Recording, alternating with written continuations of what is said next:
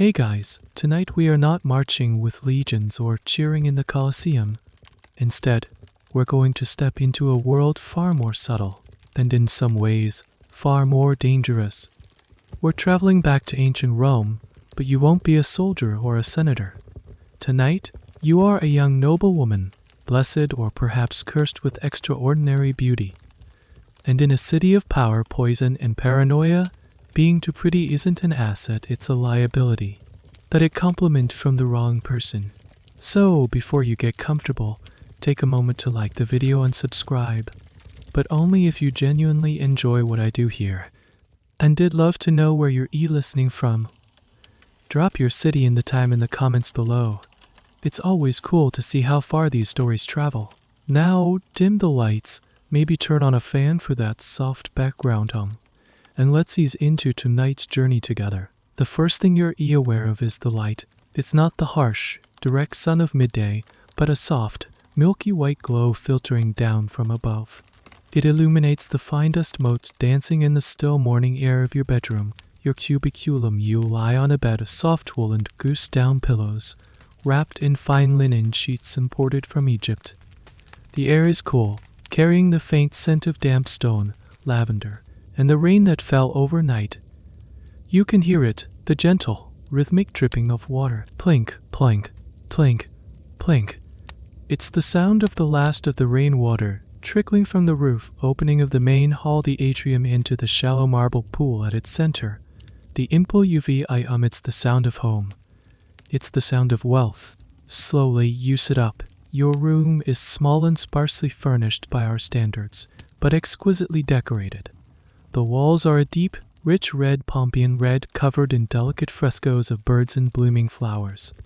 There's no window to the outside world, only a heavy curtain that separates you from the grand atrium of your family's domus. This house isn't just a home, it's a statement, a fortress of status right in the heart of Rome. Your father is a senator, a man of influence and old money, and this house reflects it all. A soft rustling sound comes from the corner. Your personal slave Lyra has been waiting for you to wake.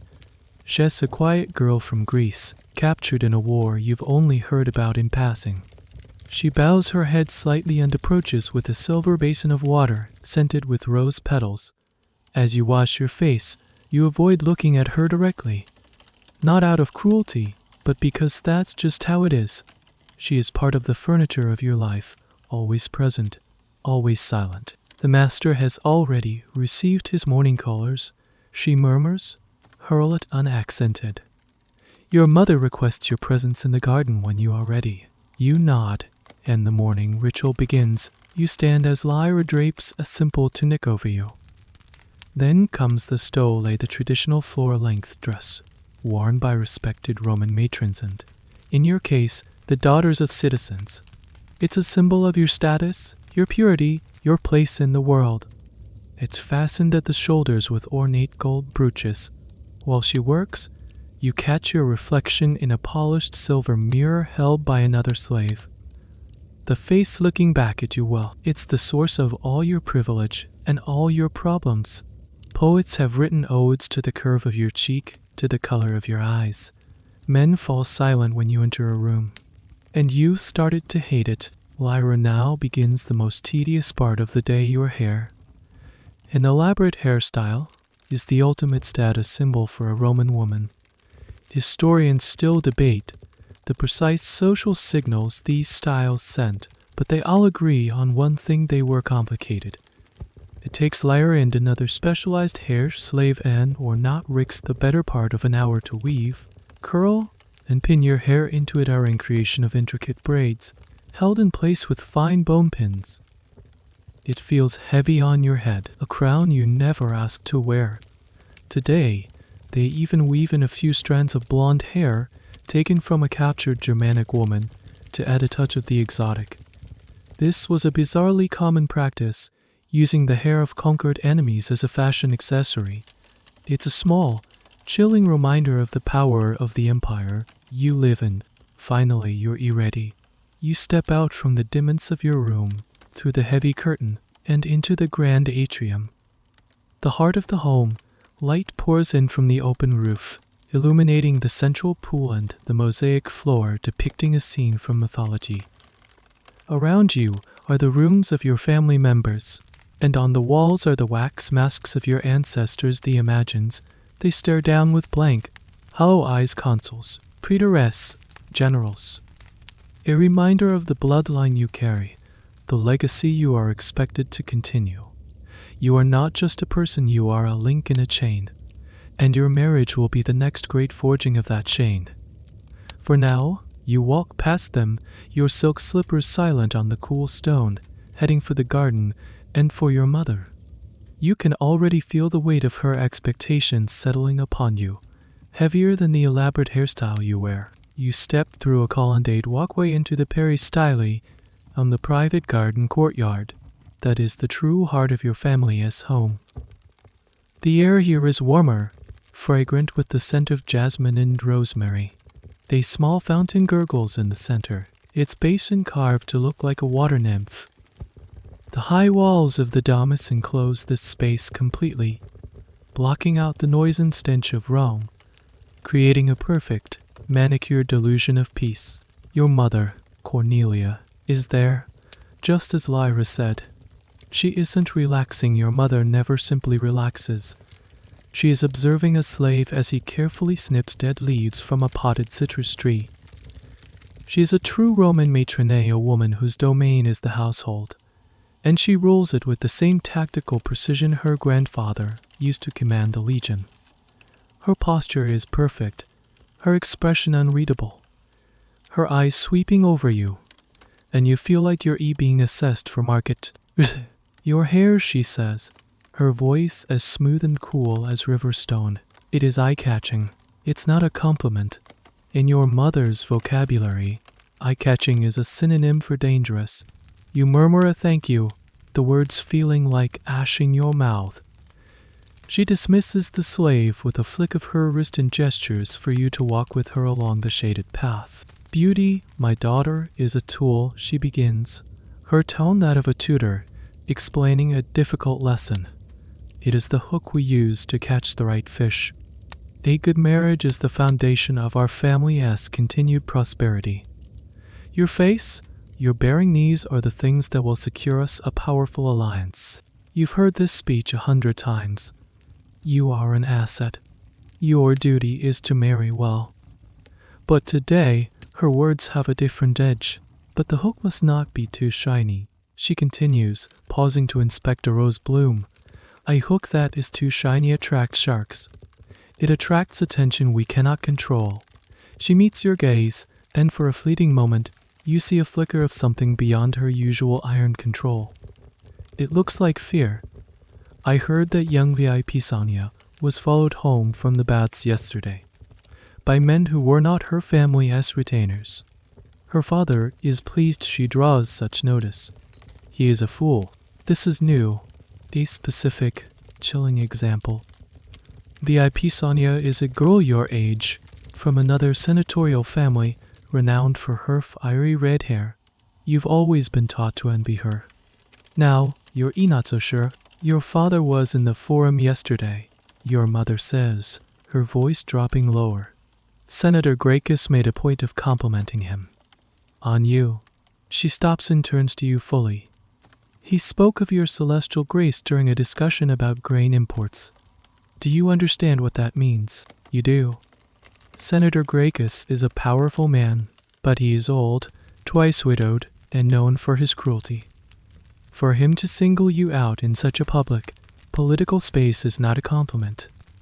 It's a signal. It's a claim. Respectable beauty, your mother says, her fingers gripping your arm with surprising strength, is quiet. It is modest.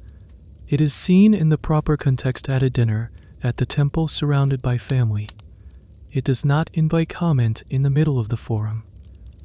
It does not become a topic of discussion among men. She releases you and you walk back towards the house, the lesson over. The sun now feels too bright, the scent of the flowers cloying. The beautiful garden, once your sanctuary, now feels like a display case. Later, back in the quiet of your cubiculum, you find yourself staring into the polished silver of your mirror once more. But you're not looking at yourself. You're looking at the tool your mother spoke of. You see the features men praise: the wide-set eyes, the straight nose, the mouth that poets have, embarrassingly compared to a blooming rosebud. For the first time, you see them not as gifts from the gods, but as liabilities.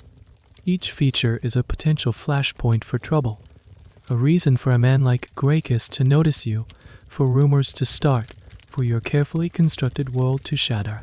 On your small wooden table sits a little terracotta pot filled with a fine red powder, a rouge made from ochre imported from Gaul. You touch the soft powder. Your mother applies it with calculated precision each morning, not to be beautiful, but to look correct, to present the appropriate face of a respectable matron. Historians still debate whether the use and intensity of these cosmetics were a matter of personal taste or strict social code, a uniform for one's class. You realize it's not about artifice, it's about armor. The way to control the narrative of your own face. You look back at the mirror. The reflection shows a young, beautiful woman. But what you feel is the dawning horror that your face does not belong to you. It belongs to your family, to your future husband, and most terrifyingly, to any powerful man who happens to cast his gaze upon it. The trouble isn't just a possibility anymore. It's a promise, waiting in the whispers of the foreman, the admiring glances that linger just a second too long. The heat of the afternoon settles over the damask, a heavy, drowsy blanket that seems to slow time itself. Most of the family has retreated for a midday rest, a common Roman habit. The usual hum of household activity has softened to a low murmur. This is the hour when secrets breathe. You drift out of your room, not seeking company, but seeking silence. You find yourself drawn to the shaded portico near the kitchens, a less glamorous part of the house where the air smells of baking bread and roasting herbs. It's here you overhear them. Two of your family's oldest slaves, Gaia and Marcus, are shelling beans, their hands moving with the steady rhythm of long practice. They think they are alone. Their voices are low, a conspiratorial hum, and you know you should walk away, that a noblewoman has no business listening to the gossip of the staff. But you freeze, hidden by a large potted fig tree, when you hear your name. The master is worried. Gaia says, her voice a dry rustle like autumn leaves. AHES had 3 separate offers this month alone, all of them good families. But the one from the Gracchus clan she trails off, spitting a bean husk onto the stone floor. That one carries a heavy weight. Marcus grunts. He was a war captive from Dacia, his face a road map of old scars. But HES been the head cook here since before you were born. His loyalty is to your father, but his observations are his own. It's her face. It shines too brightly, like a new coin. Everyone wants to own it. You press yourself flatter against the cool stone wall, your heart thumping. To them, you are not you. You are her, an object of discussion, a problem to be managed. The mistress knows. Gaia continues, her voice dropping even lower, just trying to keep her out of sight. Remember what happened to Fulvia's daughter, the one who married into the JULI line pretty as a picture. They said the emperor himself noticed her at a feast. Sent her husband off to govern some god's forsaken swamp in Britannia. The girl was invited to the palace not long after. Never seen again. A cold dread trickles down your spine. The casual, matter-of-fact way they speak of it is what's so terrifying. This isn't a dramatic tragedy to them. It's a known pattern, a political weather system that a wise family learns to navigate. Beautiful women, especially newly married ones, were like magnets for imperial predators. Historians document these invitations time and again, a grim perk of absolute power. This is different, Marcus rumbles. Our master is old school. He believes in the Republic, or what's left of it. He won't just hand his daughter over to settle a debt or curry favor. The leaves don't stop a dagger in the dark, Marcus. Gaia retorts sharply, or a poison cup. Gracchus is not a man to be refused, and if the girl marries him, she enters his world. A world of back-alley politics and dangerous alliances shall be his prized mare, shown off to impress his rivals. The image makes you sick. A prized mare, not a wife, not a person. An acquisition. You learn a disturbing truth in that moment in Rome. A woman's life is rarely her own. But a beautiful woman's life is almost never her own. Her fate is a commodity, bargained over by men in the forum and gossiped about by slaves in the kitchen. You back away silently, your slippers making no sound on the tiles. You retreat to the garden, the place of your mother's lecture, but now the perfumed air feels suffocating. You look at the flowers, the fountain, the meticulously sculpted greenery. It's all a performance, a stage set for a play you have no desire to be in. You sit by the gurgling nymph fountain, trailing your fingers in the cool water. You think about the bizarre little tidbits of life that now seem sinister, like the fasten on the phallic charm. You've seen them everywhere in Rome, hanging on necklaces, over doorways, even on bakeries. They're meant to ward off the evil eye, to protect against bad luck and envy. It's a common superstition, a bit of everyday folk magic. But now you wonder, what kind of envy were they really trying to ward off? Was it just jealousy over a good harvest? Or was it the covetous, dangerous envy directed at a senator's beautiful daughter? Historians often present these charms as simply sea magic. But hearing the slaves chatter, you can't help but feel a more specific, more personal thread behind the superstition. The evil eye was just an abstract curse, the acquisitive gaze of a powerful man. The water feels cold on your skin. You are not a child anymore. The world is not the safe, ordered place you believed it to be. The whispers have confirmed it. Your future has already been written, discussed, and debated by everyone except you. Your marriage is not a private affair but a public transaction. And your beauty isn't a gift, it's the currency. You are the price of your family's ambition, and you are beginning to realize just how high that price might be. The distant sound of a hammer, striking an anvil from a nearby workshop, echoes through the courtyard, each clang a reminder of the relentless, unforgiving city that exists just beyond these garden walls. That evening, dinner is a quiet affair, as it often is. The meal is served in the triclini, the formal dining room. You, your mother, and your father are reclining on 3 large couches, arranged in a U-shape around a central table. This is the Roman way. The posture is meant to be one of relaxed luxury, but tonight, the air is anything but relaxed. The room is lit by smoking oil lamps that cast long, dancing shadows on the wall frescoes depicting scenes of a hunt. You feel like one of the cornered animals. Your father, Lucius, has been silent for most of the meal.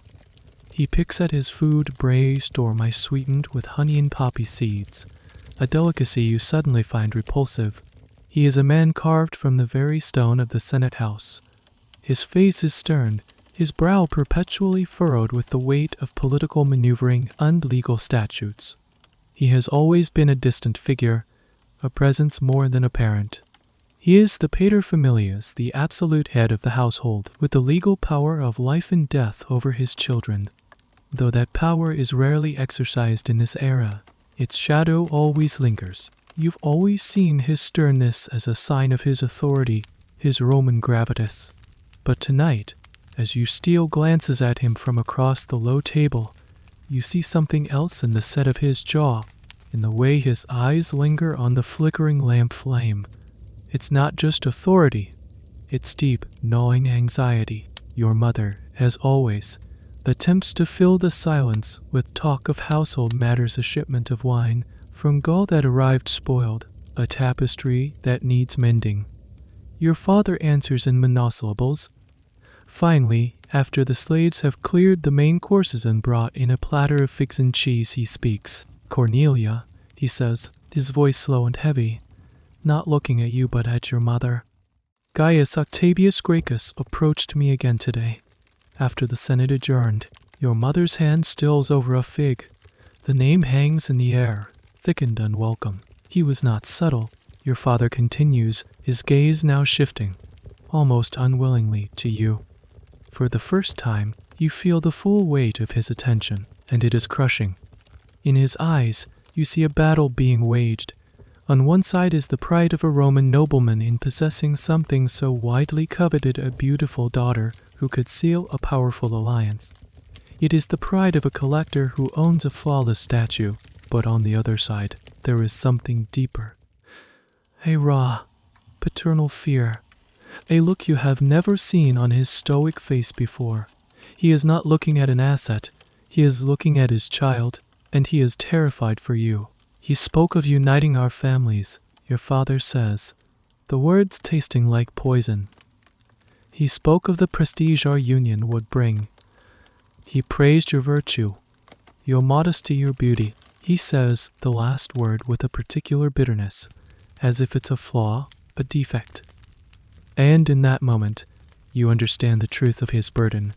Your beauty, which should be a source of pride, has become his greatest political vulnerability. To accept Greg's offer would be to align with a dangerous and unpredictable faction in the Senate. To refuse him would be a public insult, an act of political suicide that could unravel decades of carefully built alliances and influence. You are the focal point of a crisis he cannot resolve without immense cost. We will discuss this later, your mother says firmly, casting a warning glance in your direction. The unspoken message is clear: this is not a conversation for your ears. You are the subject of the debate, not a participant in it. But you can't let it go. Father, you say, your voice barely a whisper. I do not wish to marry him. It's a shocking thing to say. A Roman daughter expressing her preference in a marriage negotiation is almost unheard of. It borders on insolence. Your father looks at you, and the anger you expect isn't there. Instead, there's a profound weariness. Your wishes, he says, his voice gravelly, are a luxury none of us can afford, child. It is a matter of dignities of our family as standing. It has moved beyond us. He rises from the couch, his posture slumped, looking 10 years older than he did this morning. He walks out of the triclinium without another word, leaving you and your mother in the flickering lamplight. You look down at the table. A small, strange detail catches your eye. Next to the cheese platter is a tiny bowl of salt. It's always there. A simple household staple.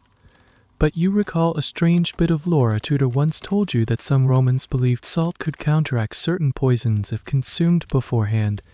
A bit of folklore, probably nonsense.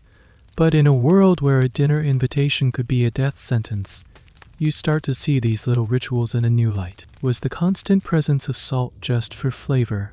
Or was it a form of primitive, hopeful antidote, a psychological shield against the unseen threats that lurked in every cup of wine? Historians are divided on the true extent of poison paranoia in Roman high society. But sitting in that silent, tense room, it feels entirely real. Your father wasn't just afraid of political fallout. He was afraid of something far more final. The man who had absolute power over your life was, in fact, powerless to protect it. A few days later, in what you can only assume is a calculated move to distract from the tension simmering at home, your mother decides you will make a public appearance. Not at a feast, not at the baths, but at the Temple of Vesta. It's a place of supreme sanctity, a bastion of female virtue in the heart of Rome. An appearance here reinforces your family's piety and your own reputation for modesty. It's a PR move, Roman style. You travel there in a litter, a curtained box carried on the shoulders of 4 strong slaves. Peeking through a small gap in the curtains, you see the streets of Rome teeming with life. Merchants shout their wares, children chase dogs through the alleys, and the ever-present legionaries patrol in their distinctive armor. It's a vibrant, chaotic world that you only ever see from a protected distance. The Temple of Vesta is not a grand, towering structure like the Temple of Jupiter on the Capitoline Hill. It's a modest, circular building in the Roman Forum, but its importance is immeasurable. Here burns the sacred flame of Rome, a fire that must never be extinguished, for it is tied to the very survival of the city. And tending to that flame are the Vestal virgins. As your litter is set down, You step out into the sunlight of the forum. You are dressed in a simple white stole, lay your hair elegantly but not ostentatiously styled. Your mother is by your side, a formidable presence. You approach the temple grounds, and you see them 2 of the 6 Vestales standing near the entrance, speaking to a senator. They are figures of immense reverence and paradox, chosen before the age of 10 for their physical and mental perfection, no blemishes, no speech impediments, no family scandals. They are the most respected women in Rome. They have privileges no other woman possesses. They can own property, make a will, and travel without a male guardian. Their person is sacrosanct. To harm a Vestal is a capital crime. In a city where women are legal dependents their entire lives, the Vestales are uniquely free, and they are prisoners. They serve for 30 years. For those 3 decades, they must remain chaste, guardians of the flament of Rome's spiritual well-being. The vow of celibacy is absolute. The punishment for breaking it is one of the most horrifying sentences the Roman mind ever conceived. Live burial. As you get closer, you see the 2 Vestales more clearly. They are older, perhaps in their late 20s. They are beautiful, of course they are. They were chosen for their perfection after all. Their white robes are trimmed with purple, a mark of their high status. Their hairstyles are incredibly complex. A 6-part braid called the sinisirines, which was also, oddly, the hairstyle of a bride on her wedding day. A strange connection. One scholars still puzzle over, does it symbolize that the Vestal is a perpetual bride of the state, or something else entirely? You watch them, fascinated and child. Their beauty is a core part of their identity, a prerequisite for their sacred duty. But it is a sterilized, untouchable beauty. It is beauty placed behind a wall of religious error. Their perfection makes them holy, but it also places them under a terrible, unceasing scrutiny. Your mother leads you to make your offering. You hand a small cake of salted flour to a temple attendant, who places it on an altar. You murmur a prayer to Vesta, for the health of your family, for the prosperity of Rome. The usual things. But as you do, your eyes meet those of one of the Vestales. She has kind eyes, but they are weary, ancient. In her gaze, you see the weight of her 30-year sentence. She is a living goddess, and she is a woman in a gilded cage, not so different from your own. You recall a story you once heard, a piece of political gossip. A few years ago, a Vestal named Postumia was accused of breaking her vow. The evidence: she was too fashionable. Her clothing was too elegant, her conversation too witty and cheerful. She was, in essence, accused of being too attractive, too charming. The chief priest, the Pontifex Maximus, declared her not so much unchaste as too elegant and talkative for a priestess. She was acquitted, but only after a stern warning to dress and act with more solemnity. The story seemed trivial at the time. Now, standing here, it seems profound. A Vestal's beauty, a requirement for her job, could also be the very thing that damned her. A charge of unchastity was a potent political weapon. An inconvenient family could be disgraced. A political rival could be shamed, all by accusing a Vestal connected to them. And her own perfection, her own charm, could be twisted into evidence against her. You leave the temple. The image of the Vestal's weary eyes burned into your mind. Her paradox is a more extreme version of your own. She was chosen for her beauty, and for her beauty she could be condemned. You were born with beauty, and for it you might be sold into a dangerous marriage. The mechanism is different: religious law versus social contract, but the engine is the same. Your society has a strange, predatory relationship with female beauty. It covets it, it legislates it, it puts it on a pedestal, and it buries it alive. The silent trip back home in the litter is filled with a new, colder kind of dread. You are not just a political pawn. You are living in a culture that has perfected the art of turning a woman's greatest asset into her most fatal flaw.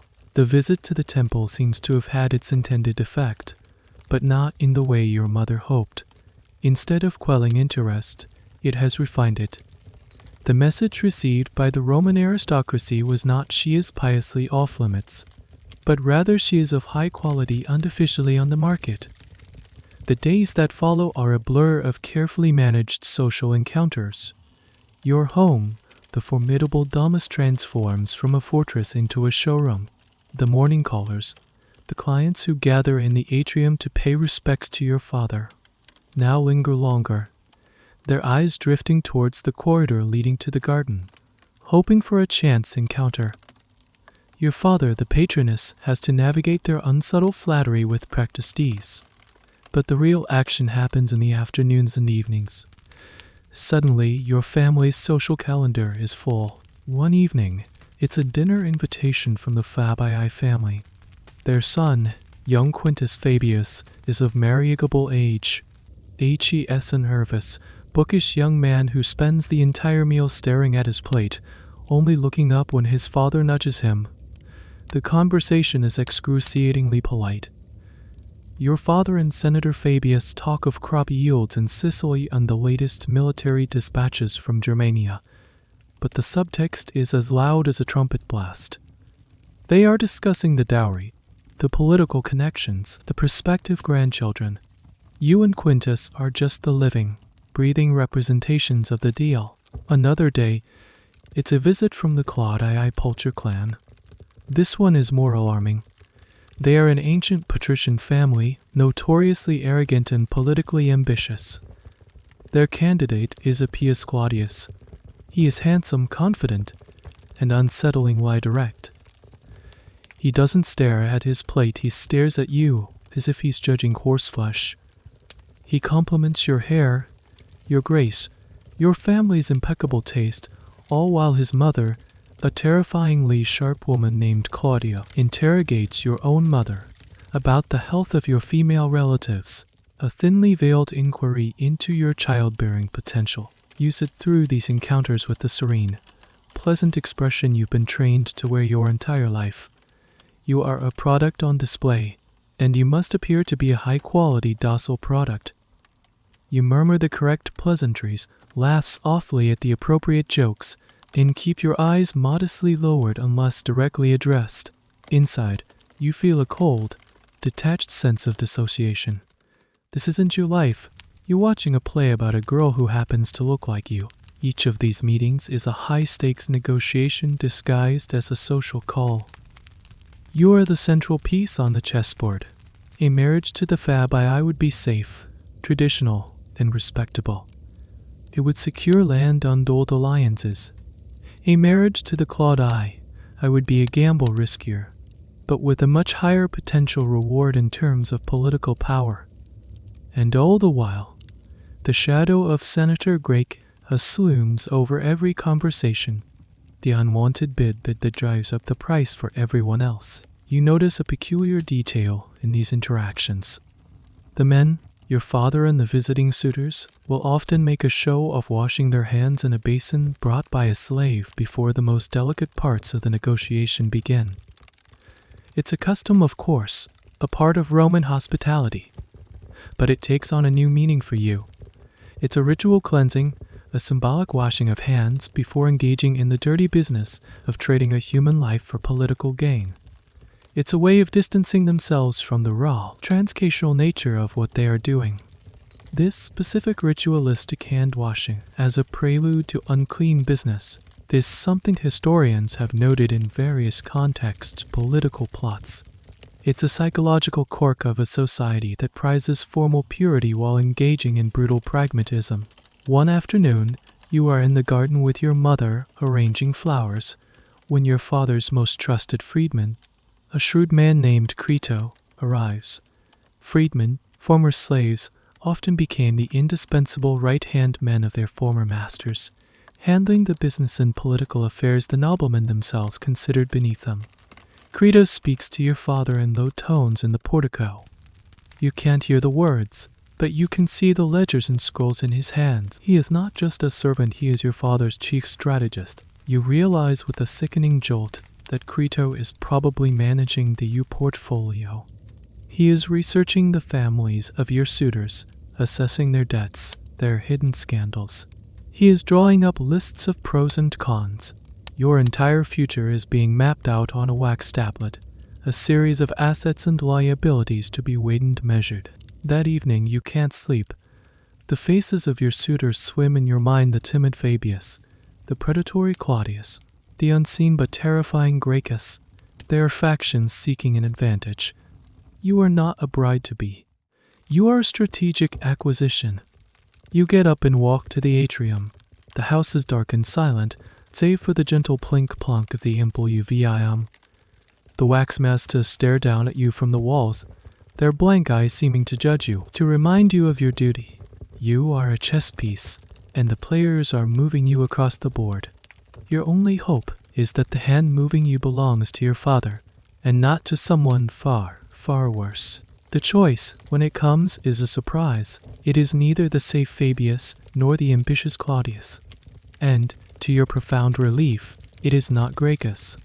Your father, in a move of shrewd political calculus, has chosen a fourth option, a man who had not been part of the formal parade of suitors, Lucius Cornelius Scipio, the younger son of a respected but not overly powerful patrician family. It's a strategic masterstroke. The Cornelii Scipiones are one of the most famous families in Roman history, their names synonymous with victory and tradition. This alliance would bring immense prestige without entangling your family in the dangerous, cutting-edge politics of the Claudii. I are making a mortal enemy of Gracchus. By choosing a younger son, your father ensures your husband will not be a dominant political player in his own right, at least not yet. It's a move designed to secure status while minimizing immediate risk. It is, you realize, the safest box he could put you in. The decision is announced to you not in a gentle, familial conversation, but in a formal meeting in your father's study, his tablinum.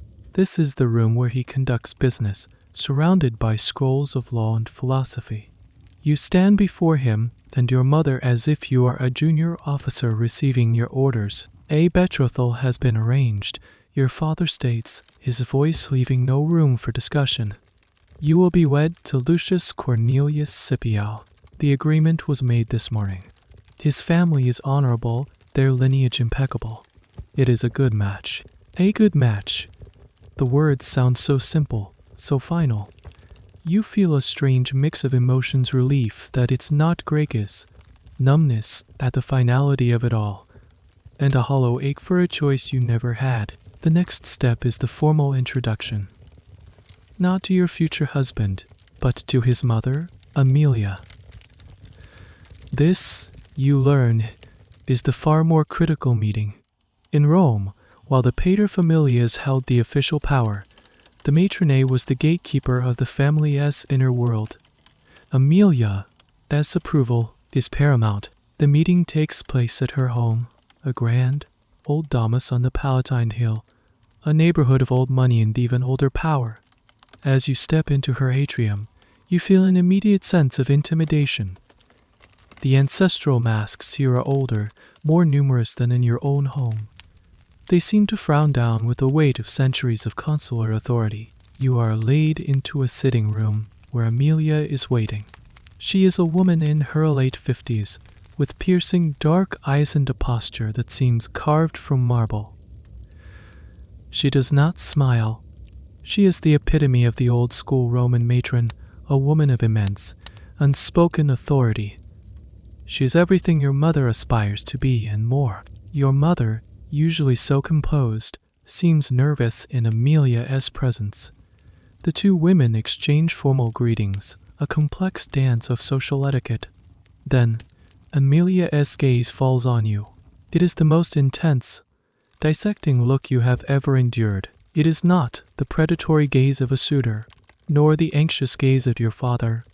It is the cold, unwavering stare of a master jeweler inspecting a diamond for flaws. She doesn't ask about your interests, your thoughts, your feelings.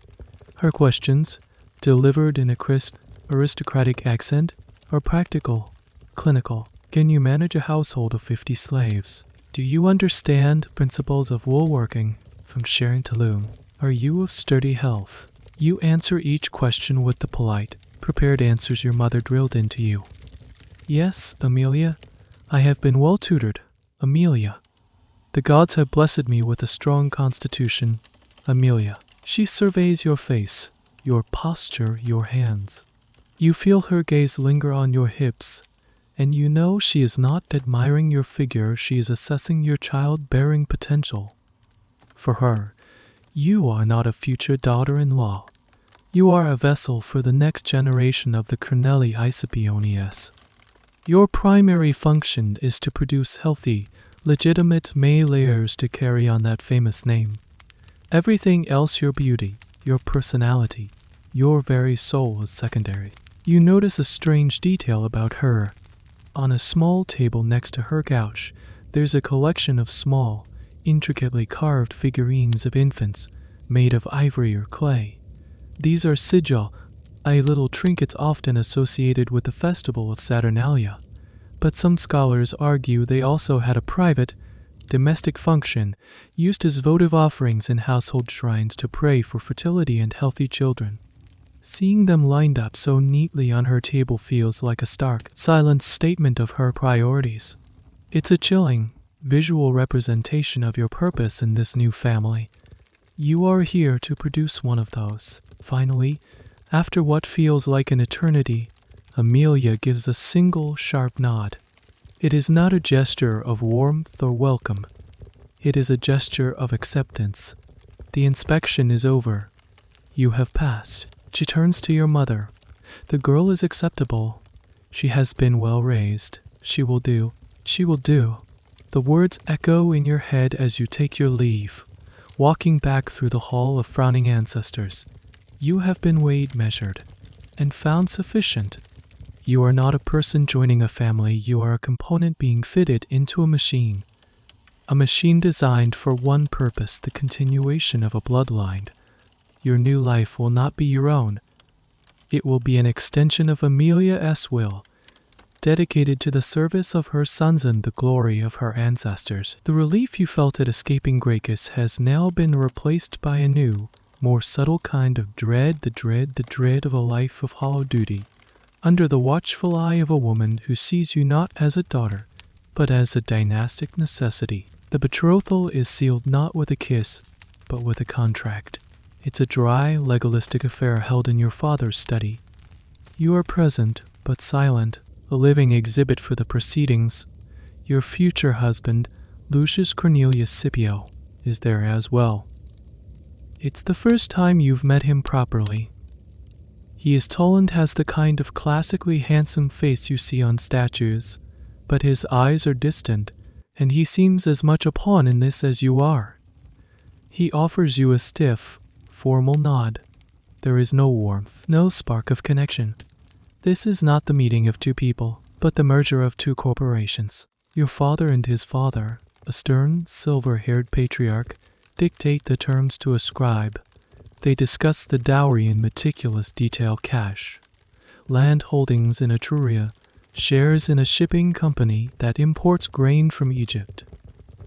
Your value is being itemized, converted into a tangible list of assets that your family will transfer to his. You are literally being sold, and the price is high. Then comes the formal ceremony of the betrothal. The sponsalia, it's a strange, almost theatrical event. Lucius, prompted by his father, asks your father, "Do you promise your daughter to me, to be my wedded wife?" Your father, placing your hand in Lucius's, replies with the ancient formula, "I promise." It's done. You are officially engaged. Lucius then places a ring on your finger. It's not a diamond, those were not used for engagement rings. It's a simple, unadorned iron ring, a annulus pro nubis iron, the symbol of strength, of endurance, of an unbreakable bond. It feels cold and heavy on your finger. This lack of ornamentation was considered a mark of old-fashioned virtue, a rejection of decadent luxury. Historians point to this as a sign of the mos meorum, the way of the am, the way, a deeply ingrained cultural ideal of austerity and moral fiber, even if it was oft done just for show. The plain iron ring was a public performance of your family's and his family's commitment to these traditional values. There is no celebration, no joyful party. Just a formal, handshake-style agreement followed by a stiff, obligatory dinner. You and Lucius are seated next to each other, and the silence between you is a vast, empty chasm. You try to make small talk, asking about his interests. I train with the cavalry, he says, not looking at you, and I study rhetoric, military training and public speaking, the two essential skills for a Roman nobleman. His life is as prescribed as yours. He is a future soldier, a future politician. You are a future wife, a future mother. You are two cogs, machined to fit together in the great engine of Roman society. There is no expectation of love or even affection. The Roman concept of marriage, especially in the upper classes, was a pragmatic partnership. It was about property, posterity, and politics. Love, if it ever developed, was a happy accident, a bonus. It was not a prerequisite. After the dinner, as his family prepares to leave, Lucius turns to you. For a moment, you think he might say something personal, something to bridge the gap between you. The augurs have declared the day of our wedding to be auspicious, he says, his voice flattened, formal. It will be in 2 weeks' time, during the second half of June. It is a fortunate month. HES talking about the wedding day as if HES reporting on a military maneuver. June was considered the most favorable month for weddings, under the protection of the goddess Juno, the patroness of marriage and childbirth. The choice of date was not left to chance or convenience. It was determined by priests, who would observe the flight of birds or the entrails of sacrificial animals to find a day blessed by the gods. The idea that the success of your marriage depends on a bird flying left instead of right is a bizarre, unsettling thought. You simply nod. I will be ready. He leaves without another word. You stand in the atrium, the iron ring feeling like a manacle on your finger. The deal is done. The contract is signed. The gods have apparently given their approval. The proposal was not a question, but a statement. It was a transaction that had been carefully calculated by everyone except the two people at its center. You retreat to your room and look at your reflection in the polished silver. The beautiful face that started this whole mess stares back at you. It did its job. It attracted a good match. It secured your family status and safety. You should be relieved. You should be grateful. Instead, you feel a profound emptiness. You have been protected from the shark, Gracchus, only to be netted by the respectable fisherman. The outcome is better, certainly, but the process was the same. You were the bait. You belong to the man who caught you. You touch the cold iron ring. It's not a symbol of love. It's the final stamp on a bill of sale. The 2 weeks leading up to your wedding are a strange limbo. You are no longer fully a part of your father's house, but not yet a part of your husband's. You exist in a liminal state, a period of ritual transition. Your life, once your own in its small routines, is now consumed by preparations. The night before the wedding is a time of symbolic farewells. It begins in your cubiculum, the room where you have slept since you were a child. You gather your childhood things. The most important are your dolls. You have a small collection, one made of cloth, another of clay, and a favorite, an exquisitely crafted doll of ivory with jointed limbs that could be moved. It was a gift from your father when you were 7. These are not just toys, they are symbols of your girlhood. You take them, along with your bulla, the protective amulet you have worn around your neck since infancy, and you proceed to the Lara room, the household shrine. This small alcove in the atrium holds the figures of the Lares, the guardian spirits of the family, and the pen aids the spirits of the larder and the household. Your father stands there waiting for you. With a solemnity that feels both theatrical and deeply sad, you lay your dolls at the feet of the household gods. It is an offering, a sacrifice. You are formally renouncing your childhood. You are telling the gods of your family that you are no longer a girl under their protection, but a woman ready for marriage. Then, you remove your bulla, the metal feels warm from your skin. You hand it to your father, who places it with the dolls. The gesture is heavy with meaning. You are now ritually unprotected, vulnerable, ready to pass into the care of a new family and its gods. Next comes the renunciation of your childhood clothing. You take off the simple, bordered tunic of a young girl, the tunic erect and folded carefully. This, too, is offered at the shrine. You are now dressed in the wedding tunic, also called a tunic erecta, which was woven in a single piece on a traditional upright loom. It's a simple white garment, symbolizing purity. The most jarring part of the preparation comes last. Your hair, which has been so painstakingly styled every day, is now unpinned and brushed out. Then, your mother takes a ceremonial spearhead a hastakeli bar. This is an incredibly ancient and strange custom, one whose origins are lost to time. Historians still fiercely debate its meaning. Was it a symbol of the husband's authority, a relic of an ancient time when brides were captured in battle, or was it meant to ward off evil spirits? Whatever its original purpose, its effect on you is unnerving. Your mother uses the tip of this old spear to part your hair into 6 distinct locks, mimicking the Senisi Rhine's hairstyle of the Vestal virgins. It's a ritual touch, connecting your own purity in transition to that of Rome's most sacred priestess. The cold metal against your scalp sends a shiver through you. You are now a bride, stripped of your childhood treasures, your protective amulet, and your familiar hairstyle. You feel raw and exposed. You are being systematically unmade, dismantled from the person you were, so you can be rebuilt into someone new, a matron, a wife. That night, you can't sleep. You lie in your bed, listening to the familiar sounds of the house, trying to memorize them. The way the floorboards creak near the study, the distant rumble of a cart on the cobblestones outside, the soft hoot of an owl in the garden cypress tree.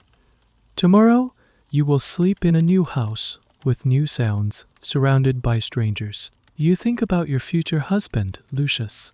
You've seen him only twice more since the betrothal, in brief, supervised meetings. He remains a remote, unreadable figure. You know nothing of his heart, his temper, his kindness, or lack thereof. You are about to entrust your entire life, your body, your future children, to a man you know less well than your father's cook. The fear is a physical thing, a cold knot in your stomach. It's not the sharp, dramatic fear of being noticed by the emperor or a man like Gracchus. It's a quieter, more profound anxiety about the unknown. The loss of your home, your family, your very identity. You get up and quietly make your way to the atrium. The moon, filtering through the opening in the roof, casts a silver glow on the water of the imple. I am the wax masks of your ancestors are shadowy, their features indistinct in the darkness. You feel a sudden, desperate urge to pray to them, to your Laris one last time. But you stop. You have already said your goodbyes. Praying to them now would be like trying to a home whose door has already been locked behind you. You are adrift. The rituals of the past day have done their job perfectly. They haven't tethered you from your past.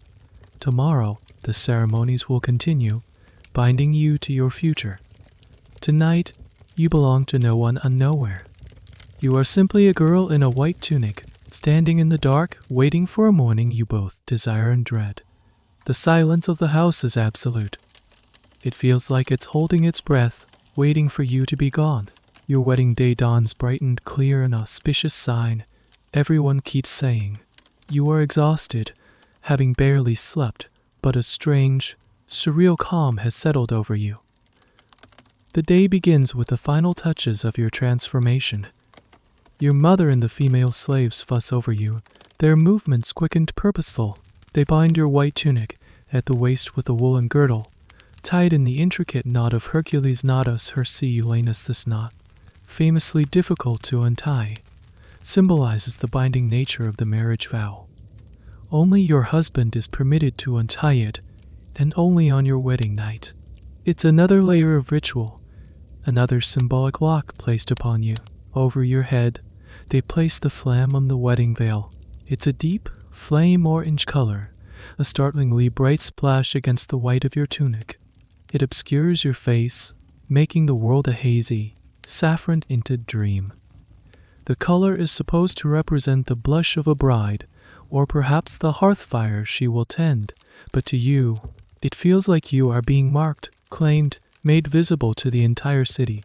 Finally, a wreath of fresh flowers, verbena and marjoram, is placed on your head. You smell the sweet, herbal scent with every breath. The ceremony itself does not take place in a temple.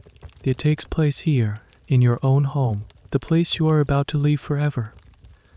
The atrium is crowded with guest senators in their white togas with purple stripes, matrons in their finest silks, and the myriad relatives of both families. It's a sea of powerful, influential faces. Your father takes your hand and leads you through the crowd. You can't see their expressions clearly through the veil, but you can feel their eyes on you. You are the center of it all, yet you are also an object, a prop in a public spectacle. This isn't a sacred union of two souls. It's a political merger, and this is the press conference. You are brought before your groom, Lucius, who stands with his own family. The pronuba matron, who has been married only once and is known for her virtue, joins your hands together. This is the symbolic heart of the ceremony. The dextra rami unkaio your hand in his. His is cool and steady. Then comes the verbal contract, the vows. But they are not vows of love or companionship. They are a formulaic exchange. The most famous line, one that will echo through history, is spoken by you. You turn to your new husband and say, Ubi to Gaius, ego Gaia. Where you are Gaius, I am Gaia. It's a phrase of total assimilation. You are surrendering your identity to his. The use of the names Gaius and Gaia is a fascinating historical puzzle. They were common names, but in this context, they became generic placeholders for husband and wife. Some scholars believe it harks back to an ancient, legendary couple, while others think it's a simple legal formula. Whatever its origin, the meaning is clear. Your life is now subordinate to his. You will go where he goes, be what he is. A sacrifice is made a pagan the priest. The Haruspeks examines its entrails for final confirmation from the gods. He declares them favorable. A collective sigh of relief goes through the room. The deal is divinely sanctioned. What follows is a feast. The scene in nuptial is paid for by your father. It's an extravagant display of wealth. Exotic foods are served on silver platters. Wine flows freely. But you eat little. The knot of Hercules at your waist a constant, tight reminder of what is to come. As evening falls, the most dramatic part of the wedding begins, the procession. This is the ritual of moving you from your father's house to your husband's. It's a noisy, boisterous, unslightly chaotic affair. Guests light torches, musicians play flutes, and a crowd of people sing bawdy, often insulting, songs. This practice of singing lewd songs, the FESCE and 9 verses, was meant to be a form of good-natured fun to promote fertility and ward off evil spirits who might be jealous of the couple's happiness. It's a strange mix of solemnity and sanctioned rowdiness. You are symbolically torn from your mother's arms, a reenactment of the legendary rape of the Sabine women, a foundational myth of Rome that is both violent and romanticized. It's a disturbing piece of theater, a reminder that the transfer of a woman from one family to another was seen, at its most primal level, as an act of capture. Lucius leads you out into the darkening streets of Rome. You walk surrounded by the torchlit crowd, your orange veil glowing in the flickering light. People toss walnuts to the crowd, another fertility symbol, representing the leaving of childhood. The whole city seems to be watching. Finally, you arrive at your new home. Your husband's damas. Before you enter, you perform one last set of rituals. You anoint the doorposts with oil and wool, another ancient custom to bless the home. Then, you are not permitted to touch the threshold. To trip would be a terrible omen. So, your husband's attendants lift you and carry you over it. You are inside. The procession is over. The guests are dispersing. You are standing in a new atrium, surrounded by a new set of ancestral masks. Lucius takes your hand and leads you towards your new cubiculum. The public performance is over. The private part of the contract is about to be fulfilled. The first few weeks in your new home are a dizzying exercise in navigation, not of hallways and rooms, but of power dynamics and unspoken rules. You have a new title, Matron, but you have no real authority yet. You are the junior partner in a firm where the senior partner, your mother-in-law Amelia, has been in charge for 40 years. Your day begins before sunrise, not with your personal slave Lyra, whom you had to leave behind, but with a new set of slaves who answer to Amelia. They are older, more disciplined, and they watch you with neutral, assessing eyes. You are the new commander, but they still take their orders from the old general. Amelia herself instructs you in your duties.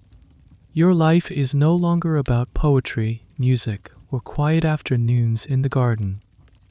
It is about management. You are now responsible for overseeing the familia, the vast household of slaves. This is the core of a matron's role. The first rule, Amelia tells you one morning, her voice crisp, as she leads you through the storerooms, is to know your inventory.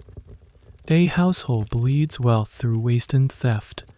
You must know how many jars of olive oil we have, how much wheat is in the bins, how many tunics are in the linen chests. She makes you count them. All of them. It's a tedious, humbling task. You spend hours in the dusty, cool storerooms, making notes on a wax tablet, your fingers smudged with charcoal. It feels like a punishment, but you realize it's a test. She is testing your diligence, your attention to detail.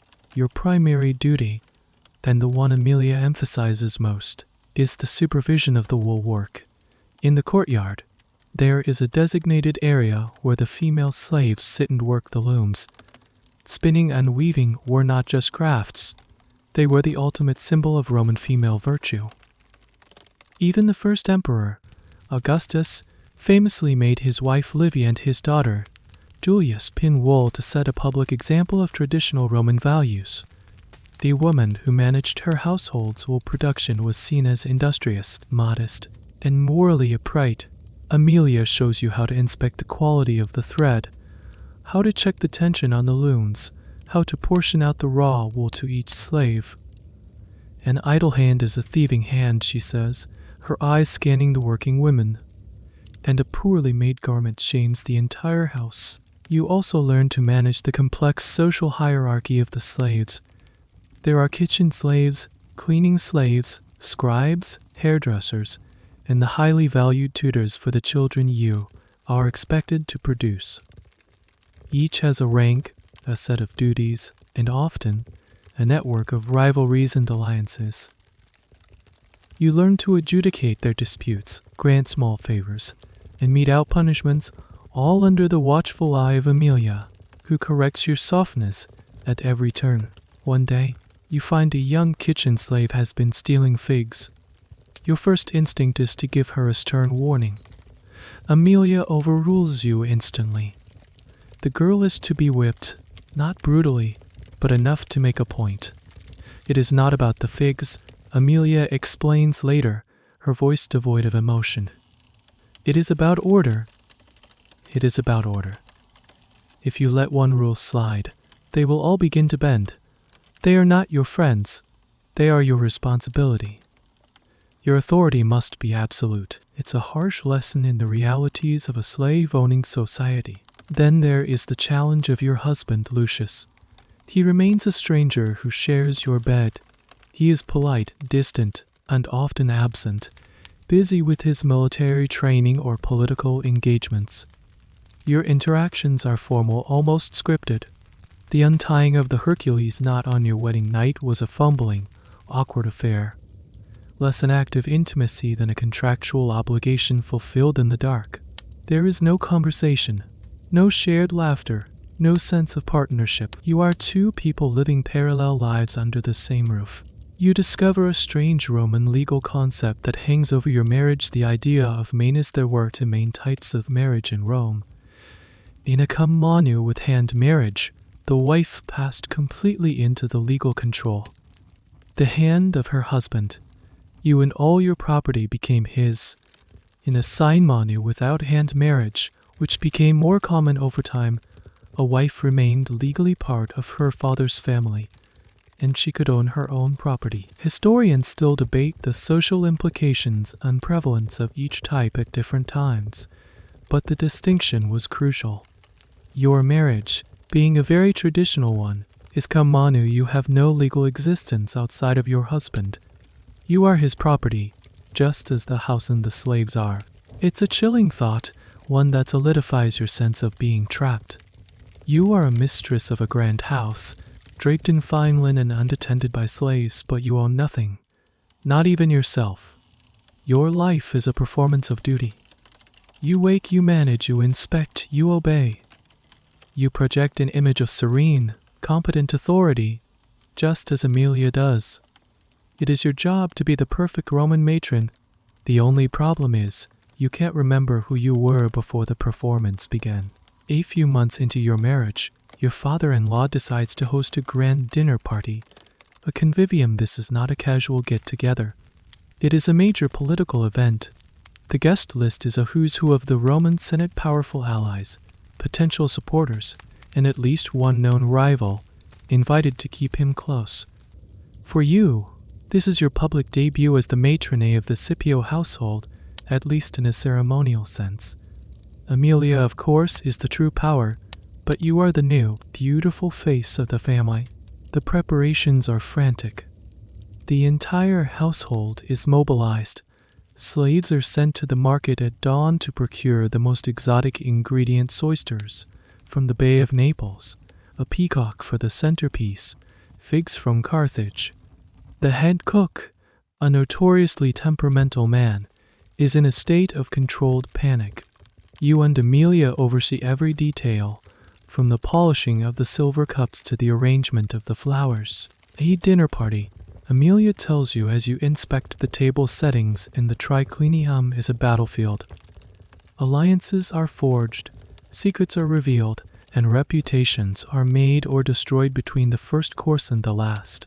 As the guests arrive, you stand beside your husband and father-in-law, greeting them with the practiced grace you have perfected. You see many familiar faces from your suitor period, including the handsome, arrogant Appius Claudius. He looks you over with an amused smirk, as if to say, "So this is the safe choice you made." You also see him talking with the rival senator later in the evening, their heads close together in a way that makes your skin crawl. The dinner itself is an assault on the senses. Course after course is brought out on massive platters.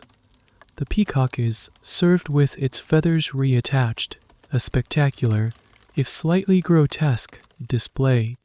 Wine, heavily diluted with water as was the custom, flows freely. The conversation is loud, a mix of political gossip, philosophical debate, and drunken boasting. Your role is to be a serene and attentive hostess. You recline on one of the couches, next to your husband, nibbling at the food and smiling pleasantly. You are a decoration, a symbol of your husband's good taste and fortune. But you are not just watching. You are listening. You are learning. You hear the whispers about troop movements on the Danube frontier, the grumblings about a new tax, the scandalous rumor about a senator's wife. This is where the real business of Rome happens. As the evening wears on and the wine takes its effect, the atmosphere becomes less guarded. A poet is brought in to recite verses, and a group of acrobats performs in the center of the room. It's all part of the entertainment. It is during the dessert course, a platter of honey-soaked cakes and exotic fruits, that it happens. One of the guests, a portly, elderly senator named Cassius, is in the middle of a loud, rambling story. He takes a large gulp of wine from his silver cup. His eyes go wide. He makes a choking, gurgling sound and clutches at his throat. His face turns a dark purplish color. He slumps forward, his head hitting the table with a sickening thud, scattering figs and cakes. The room falls silent, the music stops. For a moment, everyone is frozen in shock and horror. Then, Caius erupts. People are shouting, slaves are rushing forward. Your father-in-law is barking orders. Amelia is the calmest person in the room. She moves to the senator's side with a practiced, almost clinical detachment. She checks his pulse, his breathing. She looks at the cup of wine he was drinking. Her face is a mask of stone. "He is gone," she announces, her voice cutting through the panic. The official explanation, which will be circulated the next day, is that the old senator, a man known for his gluttony, suffered a fatal bout of indigestion. A natural, if unfortunate end, but later that night, in the quiet of your part of the house, you hear Amelia speaking with her husband in hushed, urgent tones. You catch only a few words through the thick wooden door. The wine a gift, from Claudius a message. You lean against the cool wall of the corridor, your heart pounding. It wasn't indigestion. It was poison. Someone had poisoned the senator right here, in your home. Was Cassius the target, or was it a mistake? Was the cup intended for someone else, your father-in-law? Perhaps the sheer audacity of it is terrifying. To commit murder so openly, at a party filled with the most powerful men in Rome. You think of a strange, morbid detail you'd learned it about Roman dining. Some extremely wealthy hosts, for novelty, had dining rooms with reversible ceilings that could shower guests with flowers. But the historian Suetonius claims the depraved emperor Elagabalus took it a step further, building one that released so many violets and other blossoms that several guests, too drunk to move, were smothered to death under the fragrant deluge. A beautiful, decadent, and horrifying way to die. It was seen as the ultimate act of a host with absolute power over his guests. What you just witnessed was the dark, political version of that. Aid inner invitation was an exercise in power, and sometimes that power was fatal. This event changes you. The abstract fear of Rome's dangers becomes chillingly concrete. The political games are not just about reputation and alliances. They are about life and death. And your home, this beautiful, luxurious domus, is not a sanctuary. It is a stage for these deadly games. From now on, you will never look at a glass of wine or a plate of food at a party in the same way again. The murder at the dinner party casts a long, cold shadow over the following months. The official story of Senator Cassius's indigestion holds, but a current of fear and suspicion now runs just beneath the surface of your rarefied world. Social gatherings feel more like military operations, with everyone on high alert. You see your father-in-law employing a new slave, a praegust at, or whose sole job is to taste his food and drink before he touches it. Once reserved for emperors and the truly paranoid, is becoming more common. It's during this tense period that you receive a letter from a childhood friend, Livia Minor. You call her Minor to distinguish her from the formidable Empress Livia. She was a vivacious, laughing girl, married off a year before you to a much older, politically connected senator. Her letters, once filled with giddy descriptions of parties and fashion, have grown increasingly sparse and strained. This one is different. It's short, cryptic, and desperate. "I must see you," it reads. It is a matter of great urgency. You arrange to meet her at the public baths, the baths of Agrippa. It's one of the few places a respectable woman can go with a degree of freedom, and the noise and crowds offer a measure of anonymity. You go with a small retinue of slaves, your head modestly covered. The baths are a world unto themselves, a massive complex of pools, gymnasiums, libraries, and gardens. The air is thick with steam and the sound of hundreds of voices echoing off the marble walls. You find Livia in the tepidarium, the warm room, sitting by a pool. The woman who greets you is almost unrecognizable. The laughing girl is gone. In her place is a pale, gaunt figure with dark circles under her eyes. Her beauty, once so vibrant, seems faded like a flower left too long in the sun. She nervously dismisses her slaves, and you do the same, leaving you in a small pocket of privacy amidst the chaos.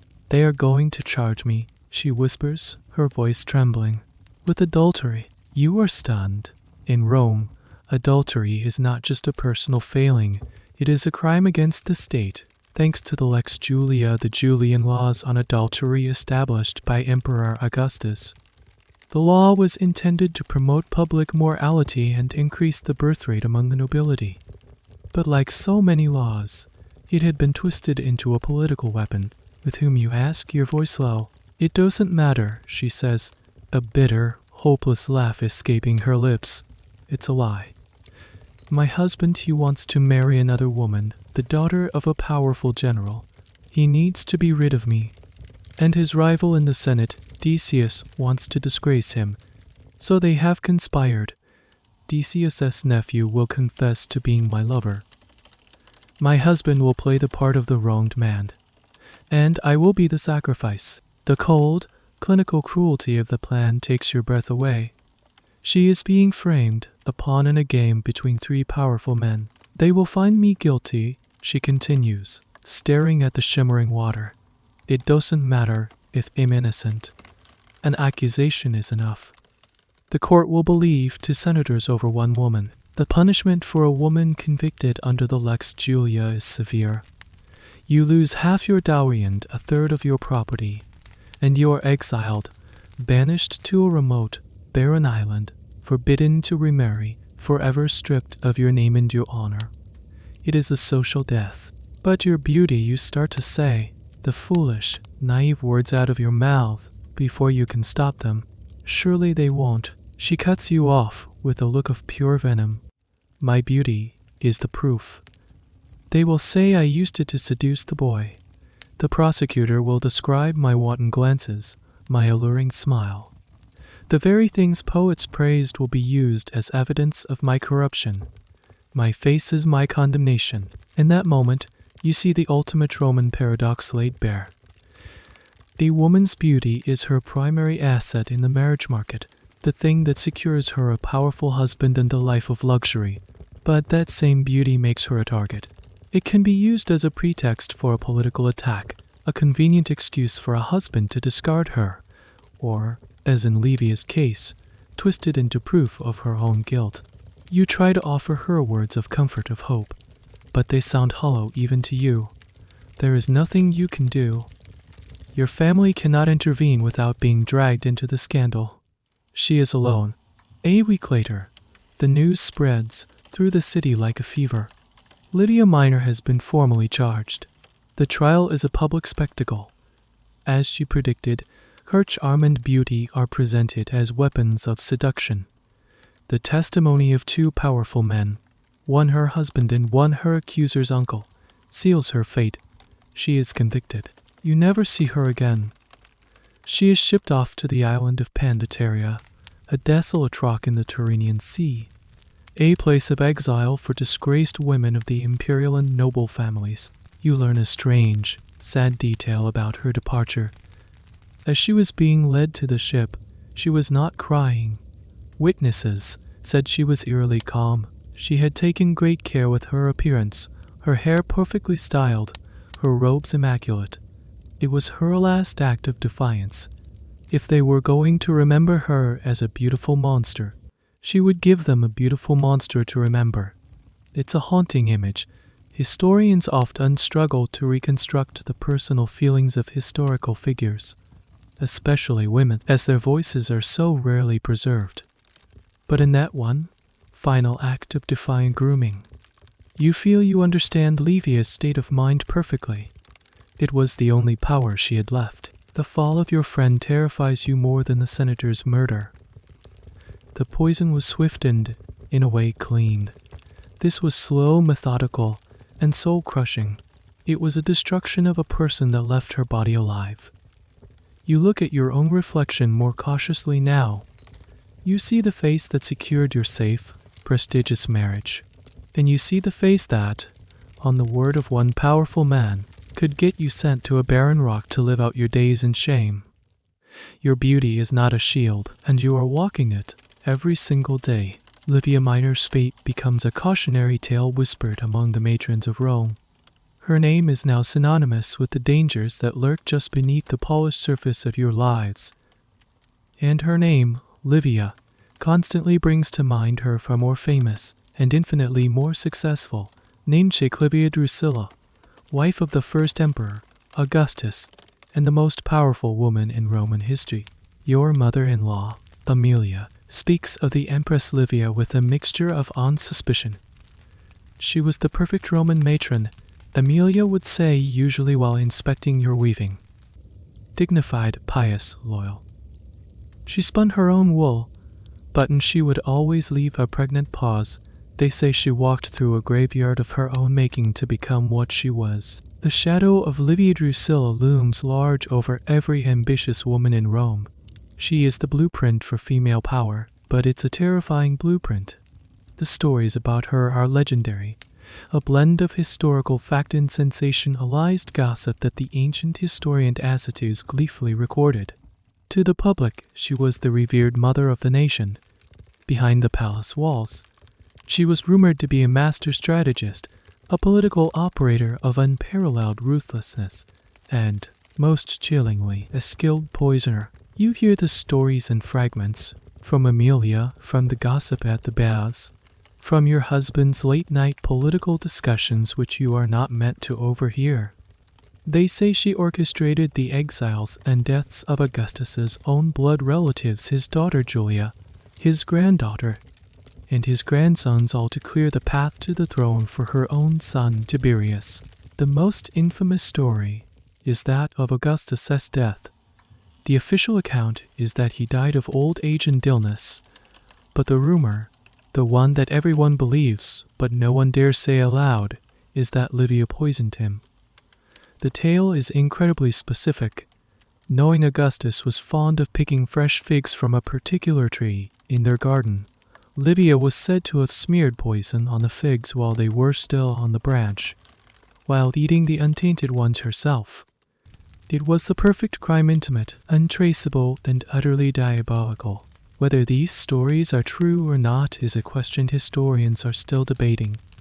Was Livia a cold-blooded killer, or was she the victim of a smear campaign by male historians, who were terrified of a woman wielding so much influence? The evidence is purely circumstantial, based on rumor and innuendo. But in the paranoid world of Roman politics, the rumor is more powerful than the truth. Livia's story becomes a dark mirror for you. She, too, was renowned for her beauty in her youth, but she learned to use it not as a passive asset, but as a tool, the key to open the door to power. Then, once inside, she relied on intelligence, patience, and allegedly, poison to secure her position. She turned the curse of beauty into a source of immense strength. She did not become a victim like your friend Livia Minor. She became the ultimate predator. You find yourself studying Aemilia, your formidable mother-in-law, in a new light. You see the Livia Drusilla in her. The way she manages the household is not just about efficiency, it's about absolute control. The way she navigates social situations is a masterclass in subtle manipulation. She never raises her voice, never shows her hand, but her will is always somehow done. She is a product of the same system that produced Livia, a system that gives women immense domestic responsibility but no official public power. So, they learn to wield power in other ways through their sons, through their social networks, and through the secrets they keep. You stumble upon a chilling, physical reminder of this hidden world of female power. One afternoon, while searching for a specific tapestry in a dusty storeroom, you come across a small locked wooden box. It is Aemilia's. Your curiosity gets the better of you. You manage to pry it open with a bronze pen. Inside, nestled on a bed of faded velvet, are not jewels or letters, but several small glass vials. Each is carefully stoppered and labeled with a fine, elegant script. You recognize the names of plants from your studies aconitum wolfsbane, belladone, a deadly nightshade, cicuta hemlock. It's a poison kit. Your blood runs cold.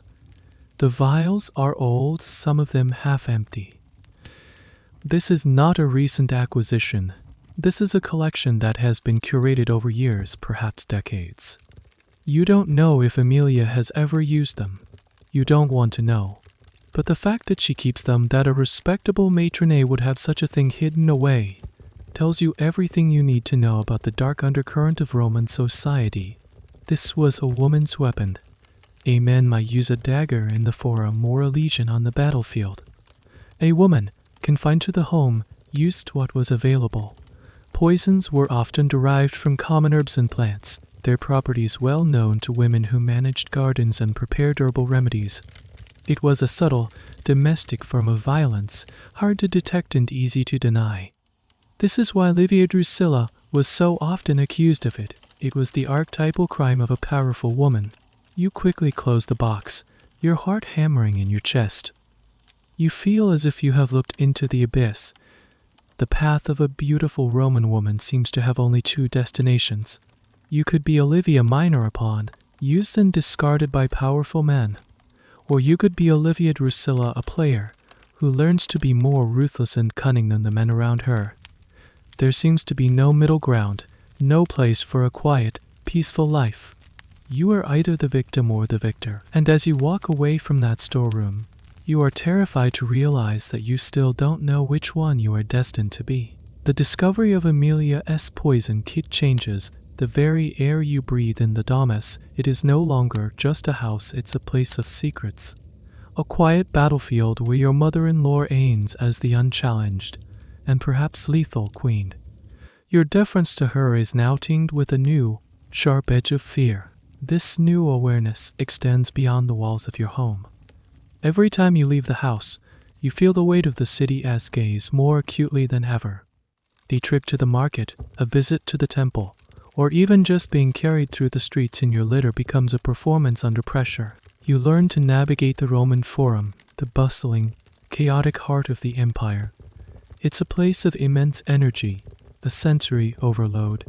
The towering basilicas, the gilded temples, the statues of long-dead heroes, all create a backdrop of overwhelming power and history. The air is thick with the smells of sacrificial animals from the temples, street food cooking over braziers, and the press of thousands of unwashed bodies. The noise is a constant roar of vendors hawking their goods, lawyers declaiming in the courts, senators debating in the curia, and the endless murmur of gossip. As a respectable matron, you do not simply wander through this space.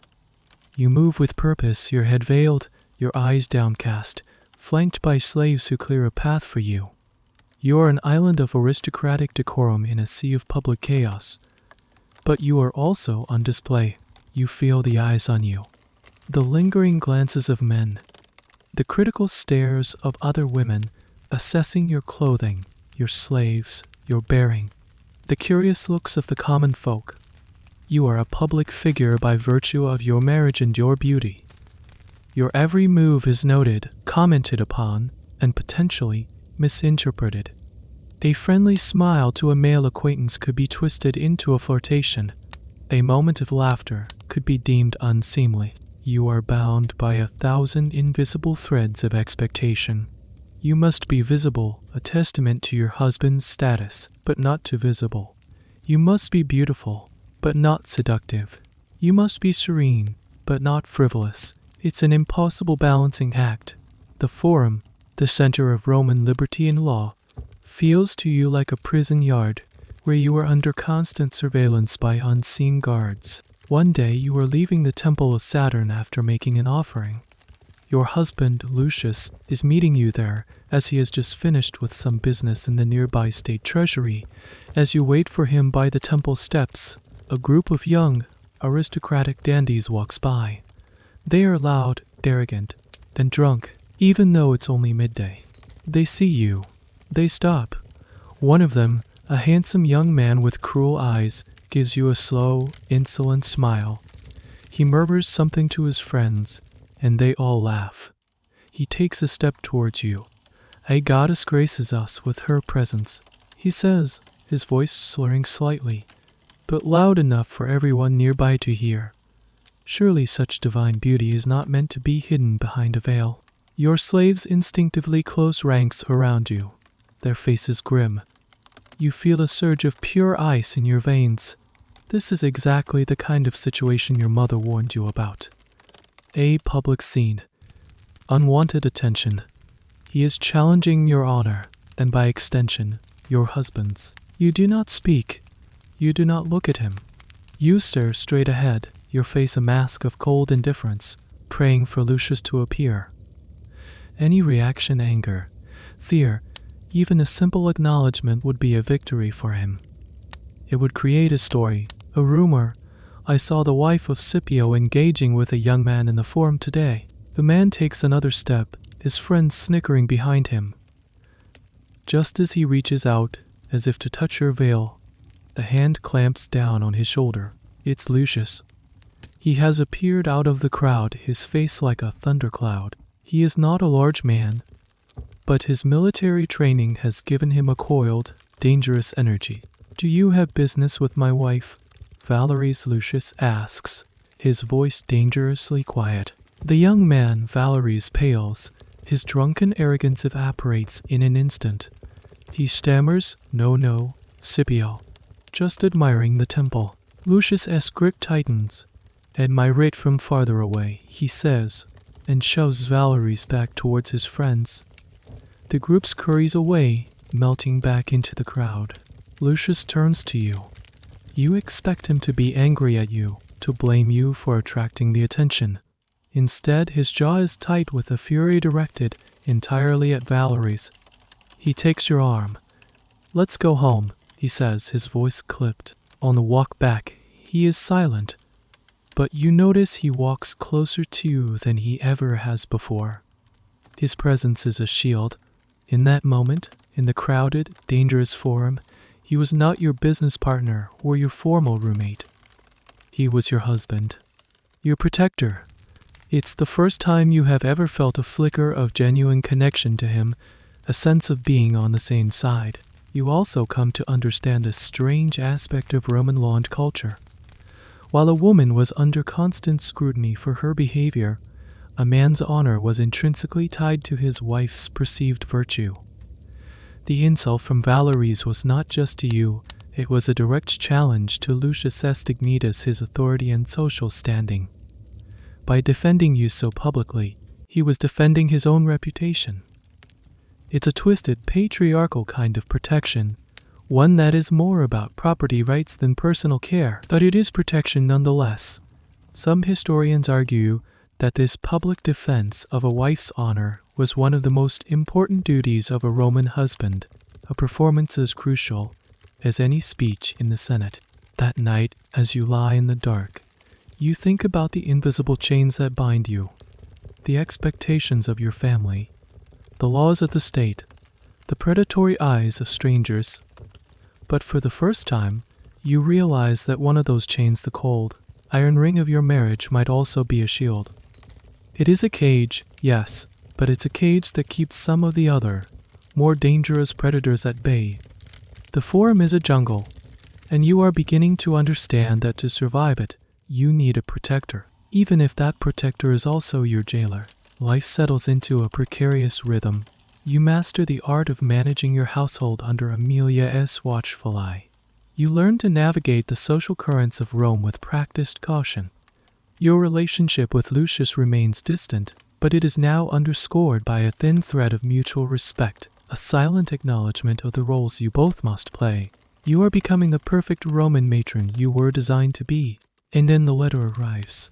It is not a personal note delivered by a slave, but an official summons, impressed with a wax seal that makes your blood run cold. It is the seal of the imperial palace. Your father-in-law reads it in his study, his face grim. Amelia stands beside him, her usual composure replaced by a stark, unconcealed tension.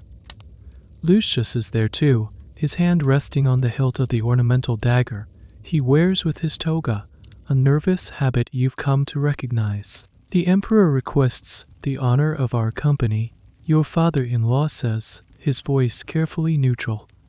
A small dinner at the palace on the Palatine. He wishes to meet the new bride of the Scipio family. The words are polite, the social invitation. But everyone in the room knows it is a royal command, and it is a command directed squarely at you, the emperor. The specific emperor is a detail that shifts with the telling of the story through history. as so many of them, from the cruel Caligula to the unpredictable Nero to the sinister Domitian, developed a reputation for this kind of behavior. For you, in this moment, he is simply the emperor, an entity of absolute, unquestionable power. He is a man whose whims can make or break the most powerful families in Rome, and he has noticed you. All your efforts to be modest, to be discreet, to be the quietly beautiful woman your mother advised you to be, have failed. Your beauty has breached the walls of your carefully constructed life and reached the one place you never wanted it, to the imperial palace. The atmosphere in the domus becomes thick with unspoken fear. Amelia cancels your scheduled social engagements. You are to be kept at home, out of the public eye, until the dinner. It's a futile gesture, like hiding from a lightning strike after the thunder has already roared. Lucius is a storm cloud of impotent rage. He paces the courtyard, his fists clenched. It is an honor, he spits, the word tasting like acid. An honor that has led to the ruin of a dozen good families. He is right, everyone knows the stories.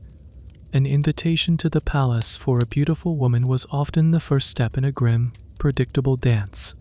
The emperor would be charming. He would lavish her with praise. He would single her out. Then would come the private invitations, the forced affairs.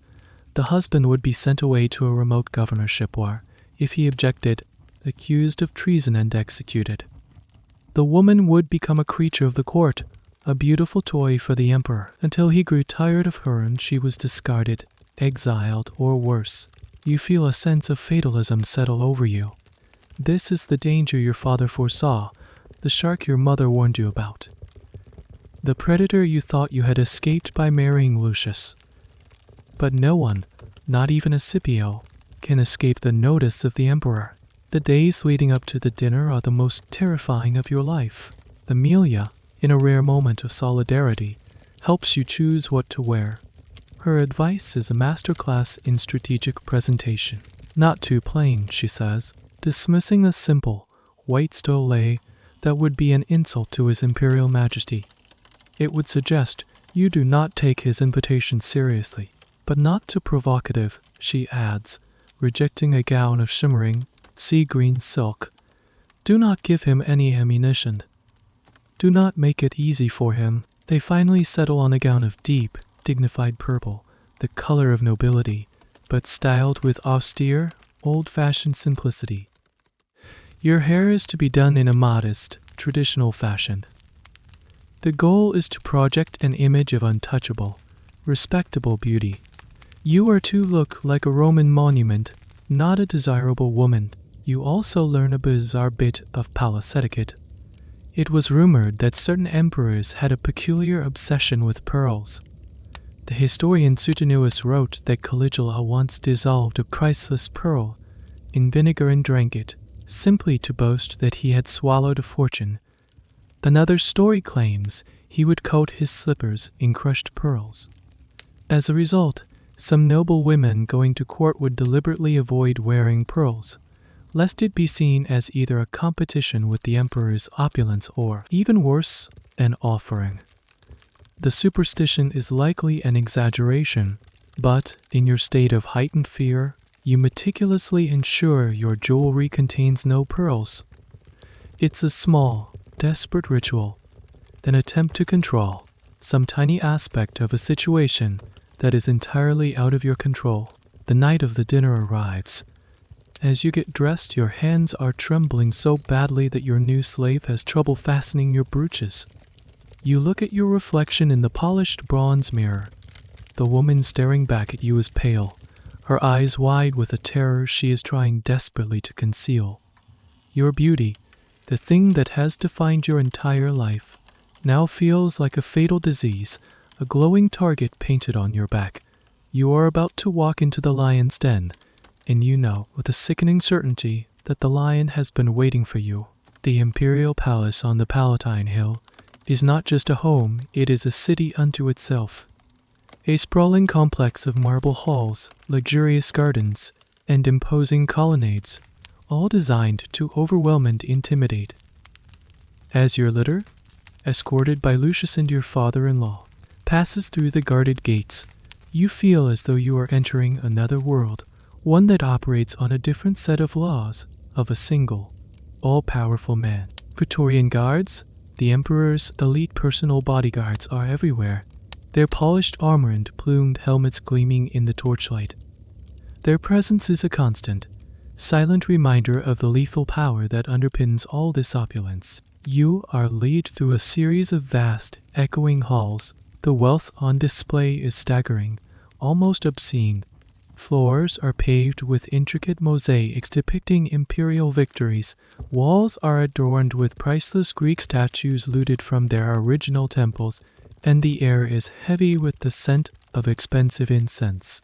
It makes your own family's luxurious domus look like a humble farmhouse. The dinner is held in a smaller, more intimate chamber, though it is still larger than your entire atrium. Perhaps 20 guests are present, a carefully selected group of senators, military commanders, and their wives.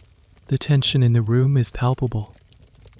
Everyone is on their best behavior, their laughter a little too loud, their smiles a little too fixed. They are all performing for an audience of one, and then he enters, the emperor. He is not a physically imposing man, but he moves with an aura of absolute authority that commands the attention of the entire room.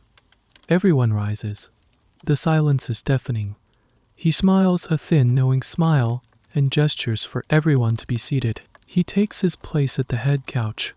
You, Lucius, and your family have been strategically placed on a couch to his right, a position of high honor that feels more like being placed directly under a microscope. The emperor's eyes find you immediately. He turns to your father-in-law, but his gaze remains fixed on you. Senator Scipio, he says, his voice smooth and cultured. You have been hiding a treasure from us. Your father-in-law murmurs a polite, self-deprecating response, but the emperor isn't listening. He is still looking at you. Come, child, he says, beckoning with a single finger. Let us have a better look at the new jewel of the Cornelian house. It is a command. Your heart feels like a cold stone in your chest.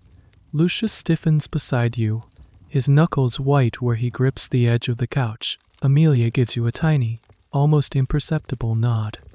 Obey. You rise and walk towards the emperor's couch. The short distance feels like a mile. Every eye in the room is on you. You can feel their pity, their morbid curiosity, their relief that it is you and not them.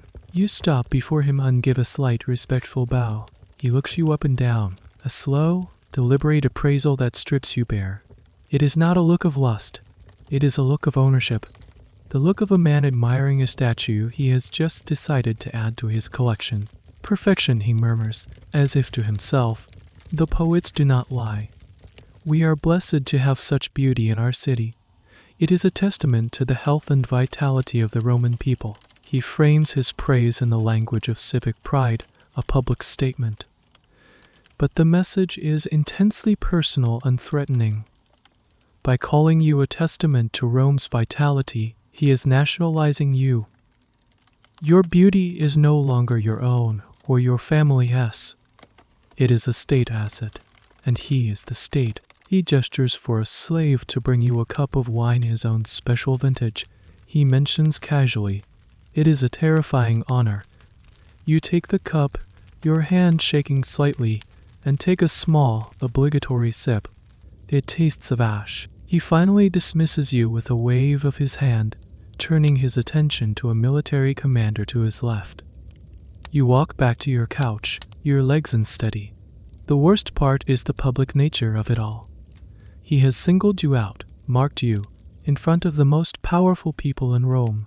He has demonstrated his power by showing that he can take an interest in the wife of a Scipio, and her family can do nothing but offer her up for his inspection.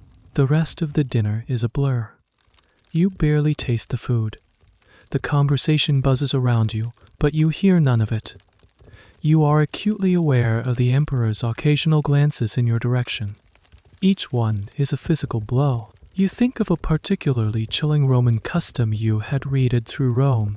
He would have a slave standing behind him in the chariot, holding a golden crown over his head, but also whispering in his ear, "Memento mori, remember you are mortal." It was a reminder that even at the height of glory, death and humility were close. Here in the palace, the dynamic is inverted. The emperor, in his glory, is the one who reminds everyone else of their mortality. His favor is a golden crown that can be replaced by a death sentence in a heartbeat. Lucius says nothing, but you can feel the rage radiating from him like heat from a furnace.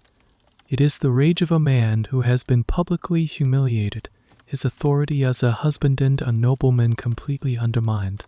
He cannot challenge the emperor. To do so would mean death and the ruin of his entire family. He can only sit there and watch as his wife is praised like a prized horse. When the dinner finally ends, and you are being escorted out, the emperor calls out one last time. "Scipio," he says to Lucius, a predatory smile playing on his lips. "You must take good care of your wife. She is a treasure of the Roman people. We will expect to see more of her at court." It is not a suggestion. It is a promise and a threat. He has laid his claim. The game has begun. As you step out into the cool night air, away from the suffocating opulence of the palace, you don't feel relief. You feel the cold dread of a prisoner who has just been given a glimpse of her cell. The summons comes 3 days later. It is, as you all knew it would be, sickeningly discreet. A lone messenger from the palace, a quiet man in an unassuming toga, arrives at the domus and requests a private word with your husband. Lucius meets him in the atrium, and the exchange is brief. The messenger leaves as silently as he arrived. Lucius comes to find you in the garden, where you have taken to spending most of your time, seeking a fragile solace among the roses and the scent of jasmine. His face is pale, stripped of the furious color it held the night of the imperial dinner. Now, it is a mask of grim resignation. He requests your presence, Lucius says, his voice flat, devoid of all emotion. This afternoon, he wishes to show you his collection of Greek statuary in the private wing of the palace. His statuary. The euphemism is so blatant, so insulting, it's almost comical. A private art viewing for one. No one else is invited. Not your husband, not your mother-in-law. Just you. This is the moment. The line has been crossed. The pretense of social formality has been dropped. This is a direct, private command, and it is unrefusable. To decline would be an act of open defiance. It would be interpreted as treason.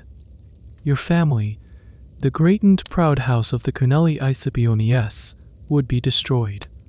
Your father-in-law would be stripped of his senatorial rank, your family-s properties confiscated. Lucius would likely be executed on some trumped-up charge, and your fate would be even worse. There is no discussion, no debate about what to do. The decision has already been made for you by the unwritten laws of power. Amelia, her face a rigid mask of control, personally oversees your preparations. She dresses you herself, her hands surprisingly gentle. She chooses a simple, elegant stole of pale gray. It is the color of stone, of resignation. It is not the color of a victim, nor of a seductor's. It is the color of someone enduring the inevitable. You are a Roman, she says softly, her voice for once losing its sharp, authoritative edge. You are a Scipio now. You will show them no weakness. You will endure. That is how we survive. In her words, you hear the echoes of generations of Roman women who have faced similar trials, who have been forced to sacrifice their bodies and their honor for the survival of their families. It is a terrible, ancient legacy. As you are about to leave, Lucius appears. He says nothing. He simply hands you a small, intricately carved wooden hairpin. It is shaped like a tiny, stylized dagger. For your hair, he says, his voice thick. It is a small, symbolic, and utterly futile gesture of defiance. Deep pinprick against an avalanche, but in his eyes, you see a depth of shame and rage that frightens you. It is the look of a man who has been rendered completely powerless, forced to send his own wife into the arms of his rival. He cannot protect you.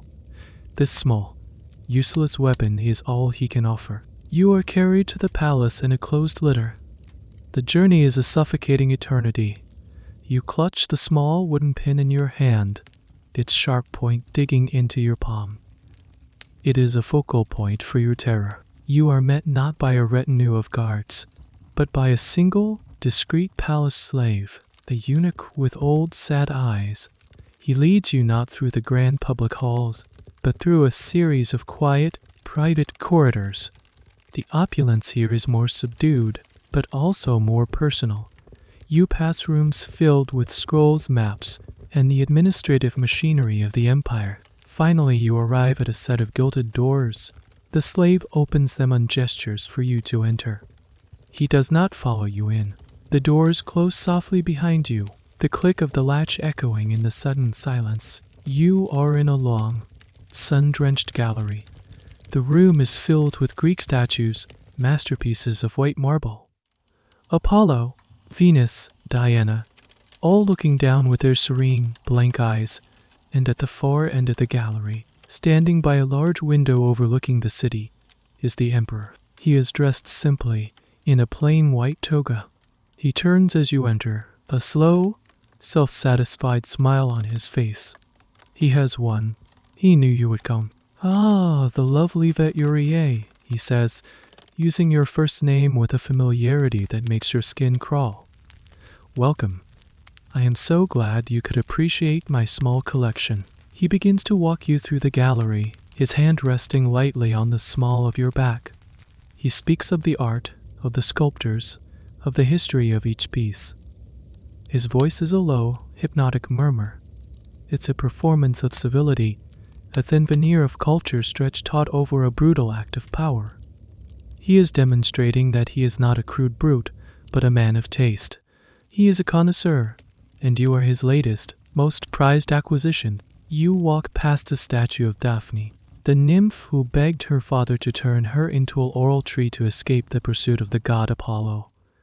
The statue captures the moment of her transformation, her fingers sprouting leaves, her skin turning to bark. It's a story of a woman who chose to become less than human to preserve her freedom. You stare at it, a cold knot of recognition in your stomach. The emperor follows your gaze. "A tragic story," he says smoothly. "She resisted a god. A foolish choice. It is always wiser to yield to a higher power, more fruitful." He stops in front of a small, curtained alcove. "And this," he says, his voice dropping, "is my most treasured piece." He pulls back the curtain. There is no statue. There is only a large, opulent couch. The air grows thick and heavy. The tour is over. You return to the domus just as dusk is settling over the city. The slaves carrying your litter move with a quiet urgency, as if they too understand the shame that hangs in the air. The house is silent when you enter. They have been waiting. Amelia is the first to meet you in the atrium. She looks at your face, and her own expression, usually so impenetrable, softens with something that might be pity. She doesn't ask what happened. She doesn't need to. She simply takes your arm and leads you towards your rooms. "You are home now," she says, the words a frail shield against the violation you have just endured. But Lucius is there, standing in the shadows of the portico. He steps forward, his face a mess of conflicting emotions. He looks at you, his eyes searching for what a sign and accusation you can't meet his gaze. You feel sullied, marked. You feel as if the stench of the palace is clinging to your skin. You try to walk past him, but he grabs your arm. His grip is not gentle. "Did he?" He begins, his voice a ragged whisper, unable to form the full question. You say nothing. Your silence is the answer. You see the fury then, a red tide rising in his face. But it's a strange, twisted fury. It is not directed at the emperor. To direct it there would be suicide. It is not even directed at you. It is a wild, unfocused rage, the rage of a caged animal. It is directed at the world, at the gods, at his own powerlessness. He lets go of your arm and turns away, slamming his fist into one of the marble columns of the peristyle. The sound cracks through the quiet house like a whip. A slave girl, carrying a tray of oil lamps, flinches and drops one. It shatters on the mosaic floor, the oil spurting in a dark stain. "Get out!" Lucius roars at her, his voice breaking. The girl scrambles away terrified. He turns back, his chest heaving. "A Scipio," he mutters, more to himself than to you. "My wife," offered up like a tribute from a conquered province. He looks at his own hands as if they are foreign objects. "My hands are tied. I can do nothing. I am a husband who cannot protect his own wife, a man who cannot defend his own house. The humiliation is eating him alive. In Roman society, a man's honor was inextricably linked to his ability to control and protect his household, especially the women within it. The emperor, by taking you, has not just violated you, he has publicly castrated Lucius, demonstrating to the entire world that Lucius is not man enough to safeguard his own property. We should have fought," he says, the words sounding hollow and childish, "and be dead now." Amelia's voice cuts in, sharpened cold as ice. She has been watching from the doorway. "Our family name erased, our property given to our enemies. Do not be a fool, my son. This is not the battlefield. There is no glorious death here. There is only survival." And what is this? Lucius gestures wildly around the opulent atrium. "This life, lived on our knees, is this survival." "It is," Amelia says, her voice unwavering. "We will endure this. We will wait. Emperors die. Families like ours remain. This shame will pass, but you know it won't." Not for Lucius. You see it in the way he looks at you now. The flicker of connection you felt in the forum, the shared purpose, is gone. When he looks at you, he no longer sees his wife. He sees a living symbol of his own dishonor. You are a constant reminder of his failure, his weakness. The emperor has poisoned not just your body, but your marriage, your home. You think of a strange and brutal ancient Roman custom, the decimation when a legion was guilty of cowardice or mutiny. The commander would divide the unit into groups of 10, and each group would draw lots. The soldier who drew the short straw would be beaten to death by the other 9 men in his group. It was a punishment designed to restore discipline through ultimate terror and shame. One man dies to punish the group, and his comrades are forced to be his executioners. That's what the emperor has done. He has punished your family, and he has forced you and Lucius to be the instruments of your own humiliation. The question of whether this brutal practice was common or a rare, semi-mythical event is debated by historians. But its psychological principle is what matters. It's about breaking a group from the inside out. You finally retreat to your room, the one you share with Lucius. The air is thick with unspoken words. The bed feels vast and cold. He does not come near you. He sits in a chair in the corner, staring into the darkness, a silent, brooding statue of shame. The silence between you is no longer a simple absence of conversation. It is a living thing, a chasm filled with resentment and disgust. You lie in the dark, feeling more alone than you have ever been in your life, married to a man who can no longer bear to look at you. The emperor has not taken you from your husband, he has chained you both together in a prison of shared disgrace. Your life transforms into a gilded cage. The invitations to the palace become a regular, sickening rhythm. Sometimes a week will pass, sometimes only a day or two. A quiet messenger will arrive. A euphemistic reason will be given. The empress wishes to discuss Greek poetry with you. The emperor desires your opinion on a new garden design, and you will be escorted to your gilded prison. At home, the atmosphere is suffocating. Lucius barely speaks to you. The shared meals in the triclinium are agonizing with silent affairs, with Amelia and your father-in-law attempting to maintain a fragile veneer of normalcy. The servants tiptoe around you, their eyes filled with a mixture of pity and fear. You are no longer just the mistress of the house, you are the emperor's woman, a dangerous and tainted object. At court, you are a pariah of a different sort. The other noblewomen, the wives of senators and generals, are polite to you, but their politeness is a cold, hard wall. In their eyes, you see a terrifying blend of emotion, scorn for your weakness, jealousy of the emperor's favor, and a profound relief that it is you and not them. You are a walking cautionary tale. The emperor parades you as his prize. At public games, he insists you sit in the imperial box, your presence a clear signal to the entire city. He bestows lavish gifts upon you, pearls from the Orient, silks from China, an exotic songbird in a golden cage. Each gift is a new bar on your prison cell, a public declaration of his ownership. You hate the gifts. You hate the bird whose beautiful songs sound like screams to your ears. You learn to navigate the treacherous currents of the imperial court.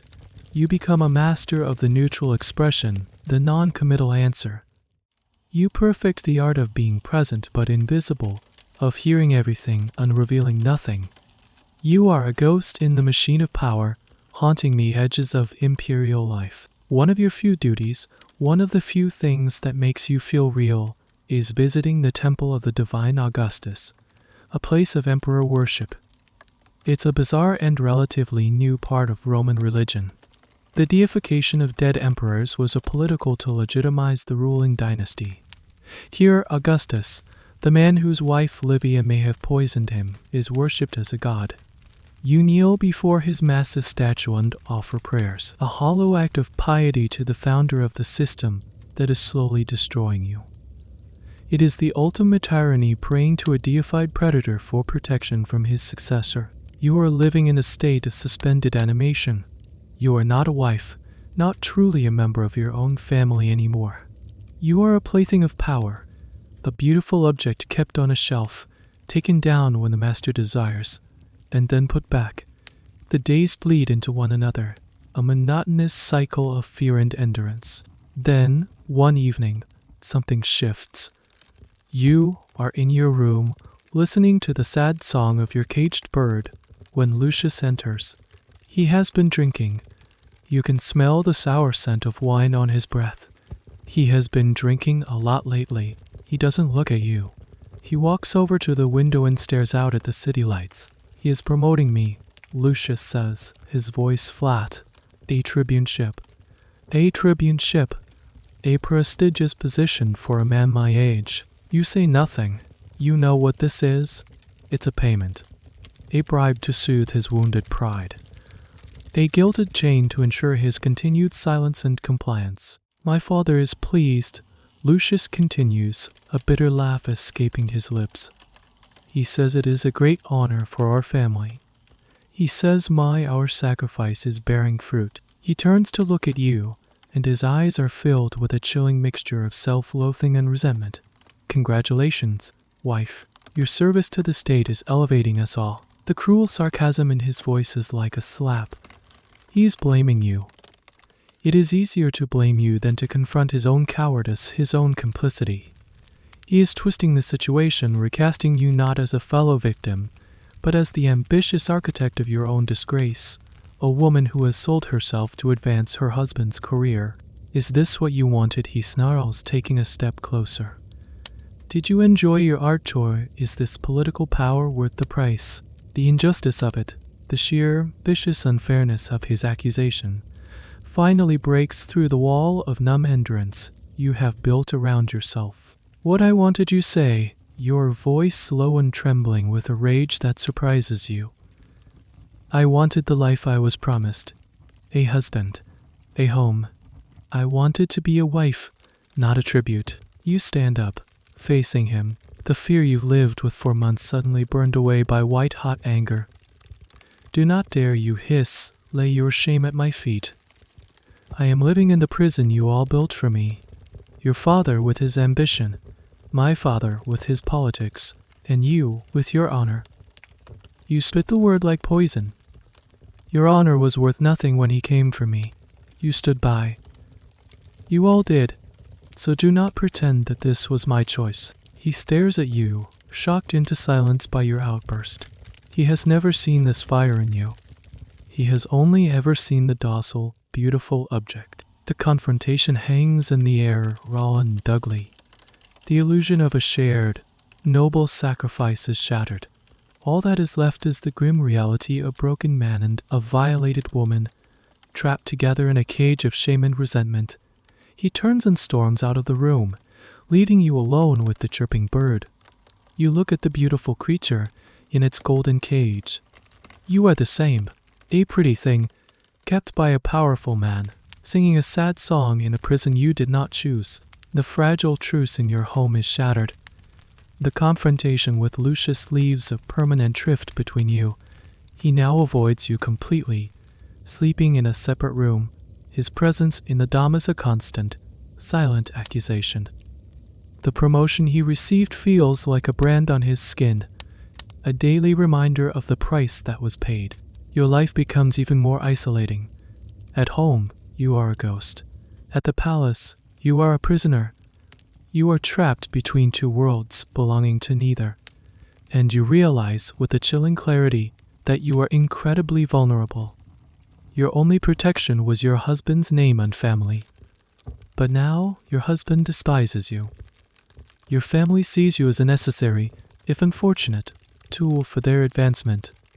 The emperor's favor is a fickle, dangerous thing. If he were to tire of you, what would happen? You would have no one. It is in this precarious state that the next blow falls, and it comes from a direction you never expected. It begins with a visit from Claudia, the mother of Appius Claudius, the arrogant suitor you rejected. She arrives at your home one afternoon, ostensibly to pay a social call on Amelia. Her presence is immediately unsettling. She has always been an ambitious, sharp-tongued woman, and her family's rivalry with yours is well known. She is polite, almost sickeningly so. She compliments the house, Amelia's management, and then she turns to you. And dear Veturier, she says, her smile as sharp as broken glass. You are looking radiant. Life at court must agree with you. The insinuation is clear, the venom barely concealed. Amelia, ever the protector of her house's honor, smoothly changes the subject, but the visit leaves a bad taste in your mouth. It felt like a reconnaissance mission. 2 days later, the rumors begin to circulate, then spread to the bathhouses and dinner parties. The rumors are violence-specific. They say that you are not just a passive victim of the emperor's desires, but an enthusiastic participant. They say you have used your position to enrich yourself, that you have taken other lovers from among the courtiers, and worst of all, they say you have been conspiring with a young, ambitious senator named Cassius, a distant cousin of the man who was poisoned at your dinner party months ago. The rumors are, of course, a complete fabrication, a carefully constructed web of lies. But they are plausible enough to be dangerous. And you know with a certainty that chills you to the bone that Claudia and her son are behind them. They are seeking revenge for the slight of your rejection, and they see an opportunity to disgrace your family while you are at your most vulnerable. They have chosen their weapon perfectly, the Lex Julia, the same law that destroyed your friend Livia Minor. They are building a public case against you for adultery and conspiracy. Your father-in-law is furious. Lucius is in her vinguum quiet. Amelia begins her own counterintelligence, sending her most trusted servants and freedmen to trace the source of the rumors. But the Claude have been clever. They have planted their stories carefully, using third parties and paid rumor mongers. It's a classic Roman smear campaign. In a society without newspapers or official media, reputation is everything, and it can be destroyed by whispers.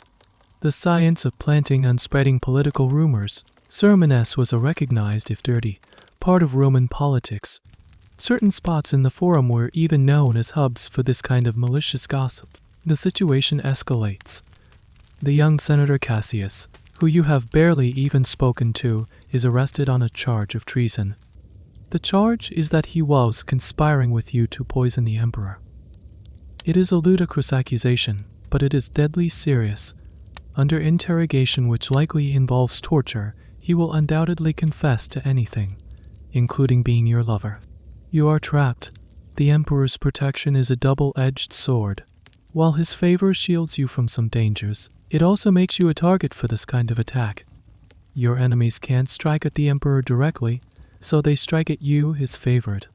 By accusing you of conspiring against him, they are cleverly using his own power against you. The emperor is now in a difficult position. To defend you would be to admit his own adulterous relationship, undermining the very moral laws his own dynasty established. To abandon you would be a sign of weakness. He chooses a third, crueler option. He remains silent. He will let the legal process play out. He will watch from a distance to see how you and your family handle the attack. It's a test. You are now facing a formal charge of adultery and treason. The two crimes are linked in a deadly embrace. The Lex Julia, the law meant to protect the sanctity of marriage, has been fully weaponized. It is being used to settle a political score with your life as the prize. Your beauty, which attracted the emperor and made you a target, is now the central pillar of the case against you. Your enemies will paint you as a manipulative seductress, a modern-day Cleopatra who used her charms to corrupt men and plot against the state. The very thing that elevated you to this perilous height is now the stone that will drag you to the bottom of the sea. The official charge arrives like a death sentence. A magistrate, flanked by licitors carrying the symbolic FASCES, delivers the indictment at your front door. It is a moment of profound public humiliation. The news spreads through Rome like fire through a dry field. You are now, officially, an accused adulteress and traitor. The Domus, once a place of quiet tension, is now a frantic war room. Your father-in-law summons his lawyers, his most trusted freedmen. The atrium is filled with grim-faced men speaking in low, urgent tones. You are confined to your rooms, an outcast in your own home, the source of a crisis that threatens to consume everyone. You watch from a distance as they strategize. The lawyers shake their heads. The case is strong, not because of the politics behind it. The Claudi have powerful friends, and they have framed the narrative perfectly. The young Senator Cassius has, as predicted, confessed under torture. His testimony, though coerced, is legally admissible. It is his word against yours. Amelia is the one who finally comes to you, her face etched with a weariness you have never seen before. She sits with you in your silent room, the caged bird chirping obliviously. The lawyers say the trial is unwinnable. She says, her voice flat. The emperor will not intervene. He sees this as a test of our strength. If we lose, our family will be disgraced. If we win, we will have made a mortal enemy of the Claudi, who will never stop seeking revenge. There is no good outcome here. She looks at you, her sharp eyes holding a flicker of something you can't quite decipher. It's not compassion, not exactly.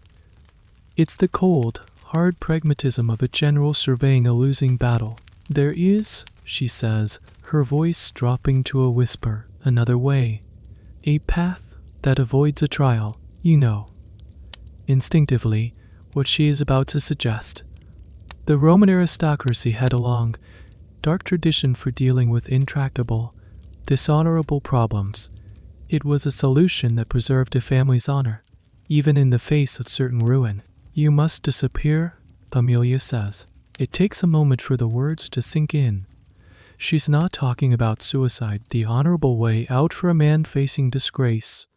She is proposing something more complex. We will stage your death, she explains, the plan already fully formed in her mind.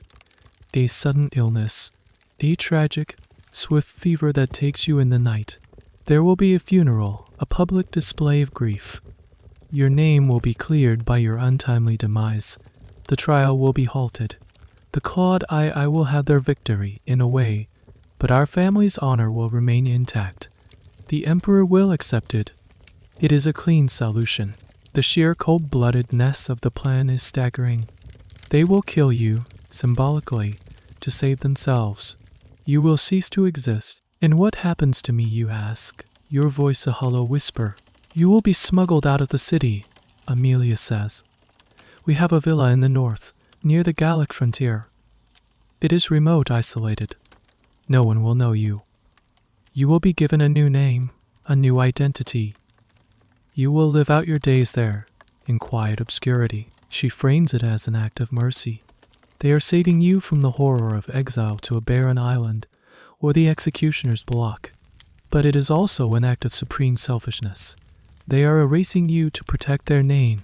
The plan is desperate, dangerous, and requires absolute secrecy. It involves bribing a physician to falsify a death certificate. It involves procuring a body from the city, more again unclaimed woman of roughly your size and build to be burned on the funeral pyre. This was a grim, but not unheard of, practice in the dark corners of Roman life. The city was full of the poor and unconnected whose disappearance would go unnoticed. The logistics are ghoulish and complex. Lucius will arrange the transport. Amelia continues. He is the only one we can trust. The irony is almost too much to bear.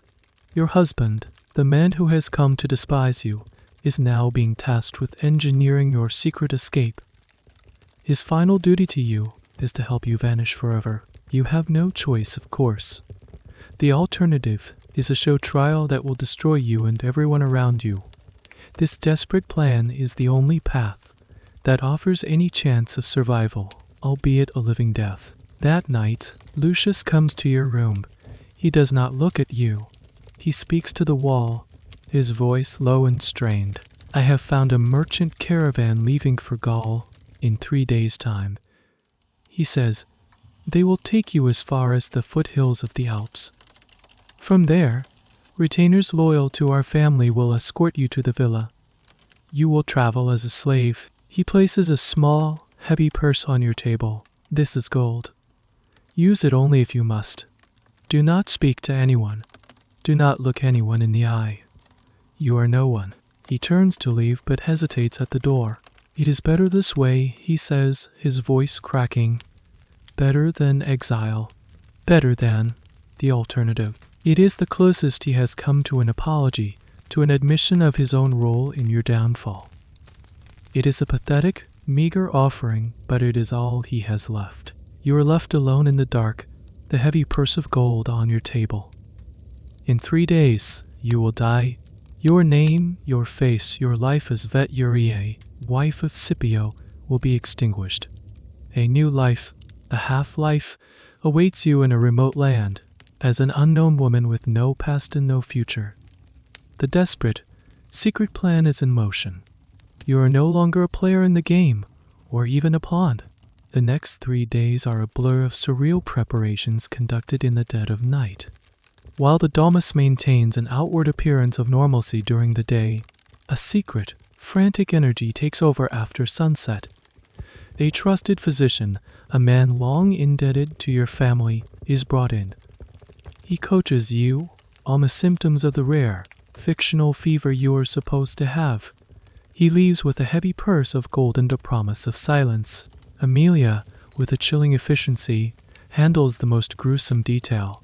2 of her most loyal, tight-lipped servants are dispatched to the Libet the Undertaker's Guild, near the Esquiline Gate.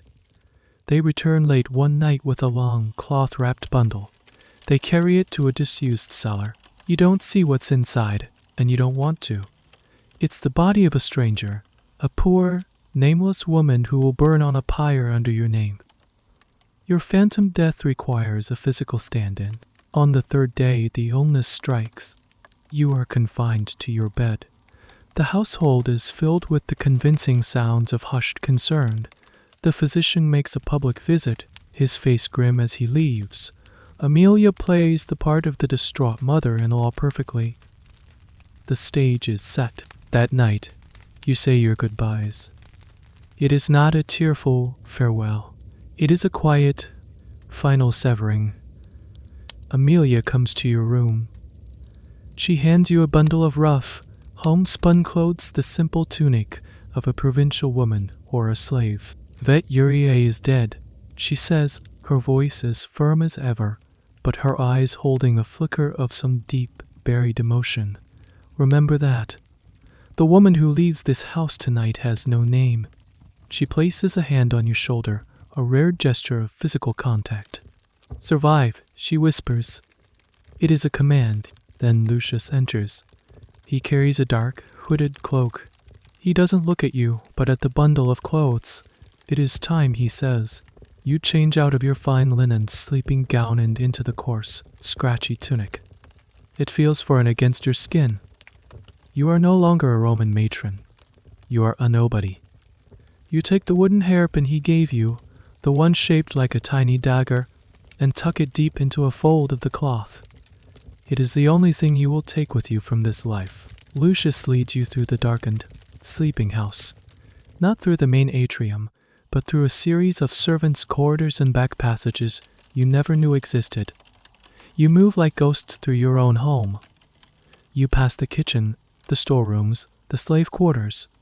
It feels like you are seeing the inner workings of the house for the first time, just as you are leaving it forever. You exit through a small, inconspicuous door in the back wall of the garden, a door used by servants and delivery men. The night air of Rome is cool on your face. It smells of wood, smoke, and damp earth. Lucius leads you through a labyrinth of dark, narrow alleyways, sticking to the shadows. The city of grand forums and temples is gone. This is the other Rome, the city of the poor, a maze of tenements and workshops. You finally arrive at a bustling encampment near the city walls, where a large merchant caravan is preparing for a pre-dawn departure. The air is filled with the smell of animals and cooking fires, the sound of men shouting in various languages and accents. It's a world away from the silent, perfumed halls you are used to. Lucius speaks quietly to a rough-looking man, the caravan master. Money discreetly changes hands. The man grunts and jerks his head towards a covered wagon. He looks you over with a disinterested, professional eye. You are cargo, nothing more. Lucius turns to you. This is it, the final moment. The villa is called Ad Fines, he says, his voice low and urgent, at the borders. They will be waiting for you. He presses a small, sealed scroll into your hand. Give this to the man who meets you. It will identify you. He looks at your face then for the first time all night. He sees not the beautiful, disgraced wife, but a frightened woman in rough clothing, her hair hidden under a dark hood. His expression is unreadable. Go now, he says, and turns away, melting back into the shadows without a backward glance. He is gone. You are alone, truly alone, for the first time in your life. You climb into the back of the wagon. It is filled with bales of wool and smells of dust and lanolin. You huddle in a corner, pulling the cloak around you, trying to make yourself as small as possible. The sentence for your crime, had you been convicted, was exile. Banishment from Rome, from Italy to a desolate island. Your family, in their cold, pragmatic way, has arranged a different kind of exile, not to an island, but to a life of anonymity. They have stripped you of your name, your status, your beauty, which you must now keep hidden at all costs. As the wagon lurches into motion, part of the slow, groaning procession heading north, you feel a strange sense of loss that is deeper than just family or home. Your entire life has been defined by being seen. Your beauty made you visible, coveted, celebrated, and ultimately endangered. From now on, your survival depends on being invisible. You must become a shadow, a whisper, a woman no one would ever look at twice. The price of your freedom from the cage of Roman politics is a new cage, one of quiet, perpetual obscurity. You have been sentenced not to exile, but to erasure. The journey north is slow, grinding ordeal that lasts for weeks. The world you knew, a world of mosaic floors, scented baths, and soft linens, is replaced by the hard, splintery floor of the wagon, the constant jolting, and the stench of unwashed men and animals. You exist in a state of self-imposed silence and invisibility, huddled in your corner, your face always concealed by your hood. You learn to live on stale bread and watered-down wine. You learn to sleep despite the cold, the noise, and the gnawing fear. The other people in the caravan, merchants, teamsters, a few other travelers, mostly ignore you. They assume you are a slave or a poor relation, someone not worth their notice. This is your new armor being beneath notice. The landscape of Italy slowly changes. The gentle rolling hills around Rome give way to the flatter, more expansive plains of the Po Valley, and then, in the distance, you see them for the first time, the Alps. A jagged, terrifying wall of snow-capped peaks that seem to scrape the sky. They are the barrier between your old world and your new one. The caravan master, a gruff but not unkind man, leaves you at a small, dreary trading post at the foot of the mountains. He points you towards a rough track leading into the hills. Your people will be waiting up that road, he says. Before turning back to his business, your part in his journey already forgotten. You walk. For the first time, you are truly on your own, with nothing but the clothes on your back, the sealed scroll, and the small purse of gold. The road is steep and rocky. The air grows colder. You are surrounded by a vast, imposing wilderness and, like anything you have ever experienced, after what feels like an eternity, you see two men on horseback waiting by a bend in the road. They are dressed in the leather and wool of mountain folk, but they sit their horses with a military bearing. One of them dismounts as you approach. "We were told to expect someone," he says, his Latin accented with the rough brogue of the northern frontier. You hand him the scroll Lucius gave you. He breaks the seal and reads it. His expression doesn't change, but he gives a slight nod. He burns the scroll with a flint and steel, watching until it is nothing but ash. All evidence of your connection to your old life is gone. "Follow us," he says. They lead you higher into the mountains, to a secluded valley. And there it is, the Villa ad Fines. It is not a luxurious country estate like the ones you've seen outside Rome. It is a sturdy, fortified farmhouse, built of stone and dark wood, designed more for defense than for comfort. It is perched on a hillside, overlooking a small, fertile valley, a lonely outpost of civilization in a vast wilderness. This is your new home, your new prison, your sanctuary. Before you enter, you stop and look back. You can't see Rome, of course.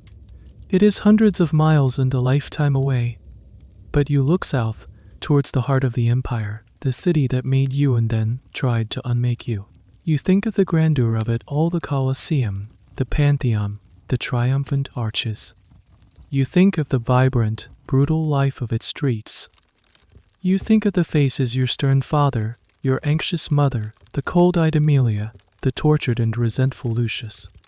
You think of the emperor on his throne, a smiling god who held your life in the palm of his hand. That city, that world, has pronounced you dead. There was a funeral. A pyre was lit. Your family mourned your passing. The world believes you are ash and memory. The name Veturier is now just a name carved on an empty tomb in a family mausoleum. You remember an odd detail from Roman funerals. Sometimes, a small coin was placed in the mouth of the deceased to pay the ferryman Charon for passage across the river Styx into the underworld. You are a strange inversion of that. You haven't paid to enter the land of the dead. Your family has paid, with lies and gold and a stranger's body, to keep you in the land of the living, but in a state that is a kind of underworld all its own. A bitter wave of emotion washes over you, grief, anger, and a profound, aching sadness for the life you lost, for the girl you were. That girl is gone forever. You allow yourself this one last moment to mourn her. You take a deep breath of the cold, clean mountain air. It smells of pine and snow. It is the first breath of a woman with no name, no past, and no beauty that matters. You turn your back on Rome, on the south, on the sun. You pull your hood tighter around your face and walk towards the stone house, towards the quiet, lonely existence that awaits you. You take one last look back at the distant haze that hides the city of your birth, your Rome, your stage, and your cage. And now, it is nothing more than a bad dream you are finally waking from. The Villa ad Fines is run by a skeletal staff of aging retainers, men and women whose loyalty to the Scipio family is absolute and unquestioning. The head of the household is an old, grim-faced man named Castor, a former legionary who served under Lucius's grandfather. He treats you with a formal, distant respect. He knows you are someone important, a secret to be protected, but he never asks who you are. He calls you domina, or mistress. You are simply the new woman who manages the weaving and the storerooms. Your life shrinks to the rhythms of the seasons. In the spring, you help plant the vegetable garden. In the summer, you oversee the drying of herbs. In the autumn, you manage the harvest of grapes and olives. In the long, harsh winters, you sit by the fire with the other women, spinning wool. It is a simple, repetitive, and deeply anonymous existence. The beauty that once defined you becomes irrelevant, and then a liability you must actively suppress. You stop styling your hair, simply braiding it and keeping it covered. You scrub your face with harsh soap, encouraging a coarse, weathered complexion from the sun and wind. You wear the same rough, practical tunics as the other women. You are cultivating invisibility. Your goal is to become unremarkable, to blend into the rough-hewn landscape of the frontier. The first few years are the hardest. The loneliness is a physical ache. That night, you lie on your simple straw mattress and are haunted by ghosts. You dream of the scented air of your mother's garden, of the echoing halls of the palace, of Lucius's face, twisted with shame and anger. You wake up with a silent scream caught in your throat, your heart pounding with the remembered terror. But time, like the slow-moving river in the valley below, begins to smooth the sharp edges of your grief. The memories of Rome start to feel less like open wounds and more like old, faded scars. The rhythms of your new life, the planting and the harvesting, the rising and the setting of the sun become a kind of solace. For the first time in your life, you are not being watched. No one is assessing your value. No one is assessing your value. No one is plotting to use you. The absence of that constant, predatory gaze is a freedom more profound than any you have ever known. You discover small, simple pleasures, the taste of bread baked with your own hands, the warmth of the sun on your back as you work in the garden, the profound silence of the snow-covered valley in the dead of winter. You learn the names of the local plants and birds. Your world has shrunk from an empire to a single valley, but in that small space, you find a measure of peace. One day, years after you arrived, a traveling merchant passes through the valley. He brings news from the south. He speaks of political turmoil in Rome, of new plots and new scandals. He mentions that the old emperor is dead, succeeded by a new one. The news barely registers. The names and faces of the powerful men in that distant city are like characters in a story that no longer has anything to do with you. The merchant also brings with him a small, polished silver mirror, an item of rare luxury on the frontier. The other women gather around it, excited. You, out of some morbid curiosity, take a look. The face that stares back at you is a stranger's. It is the face of a woman in her 30s, with fine lines around her eyes from squinting into the sun, and a few strands of gray in her simple, braided hair. The famous beauty of Etruria is gone, weathered away by time and hardship and deliberate neglect. There is nothing remarkable about this face. It is the face of a survivor, and for the first time, you don't feel a sense of loss.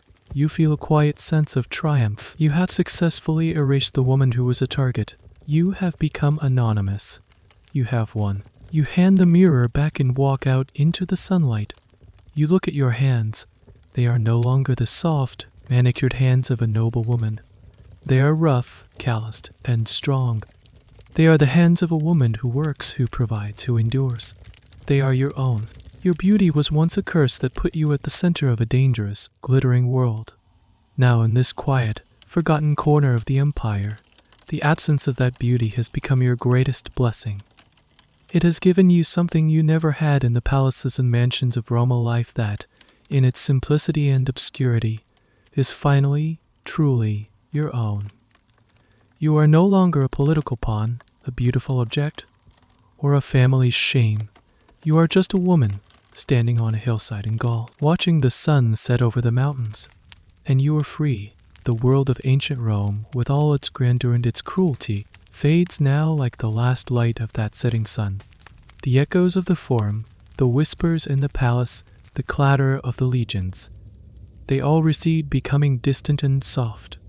The story is over. The fear and the turmoil have passed, leaving only the quiet stillness of this remote valley. You can feel the cool mountain air, crisp and clean against your skin. The scent of pine and damp earth rises from the ground, a soothing, ancient perfume. There is no one to please, no one to fear. The performance is finished. You are safe now, here in this quiet place, wrapped in the deep, silent blanket of the night.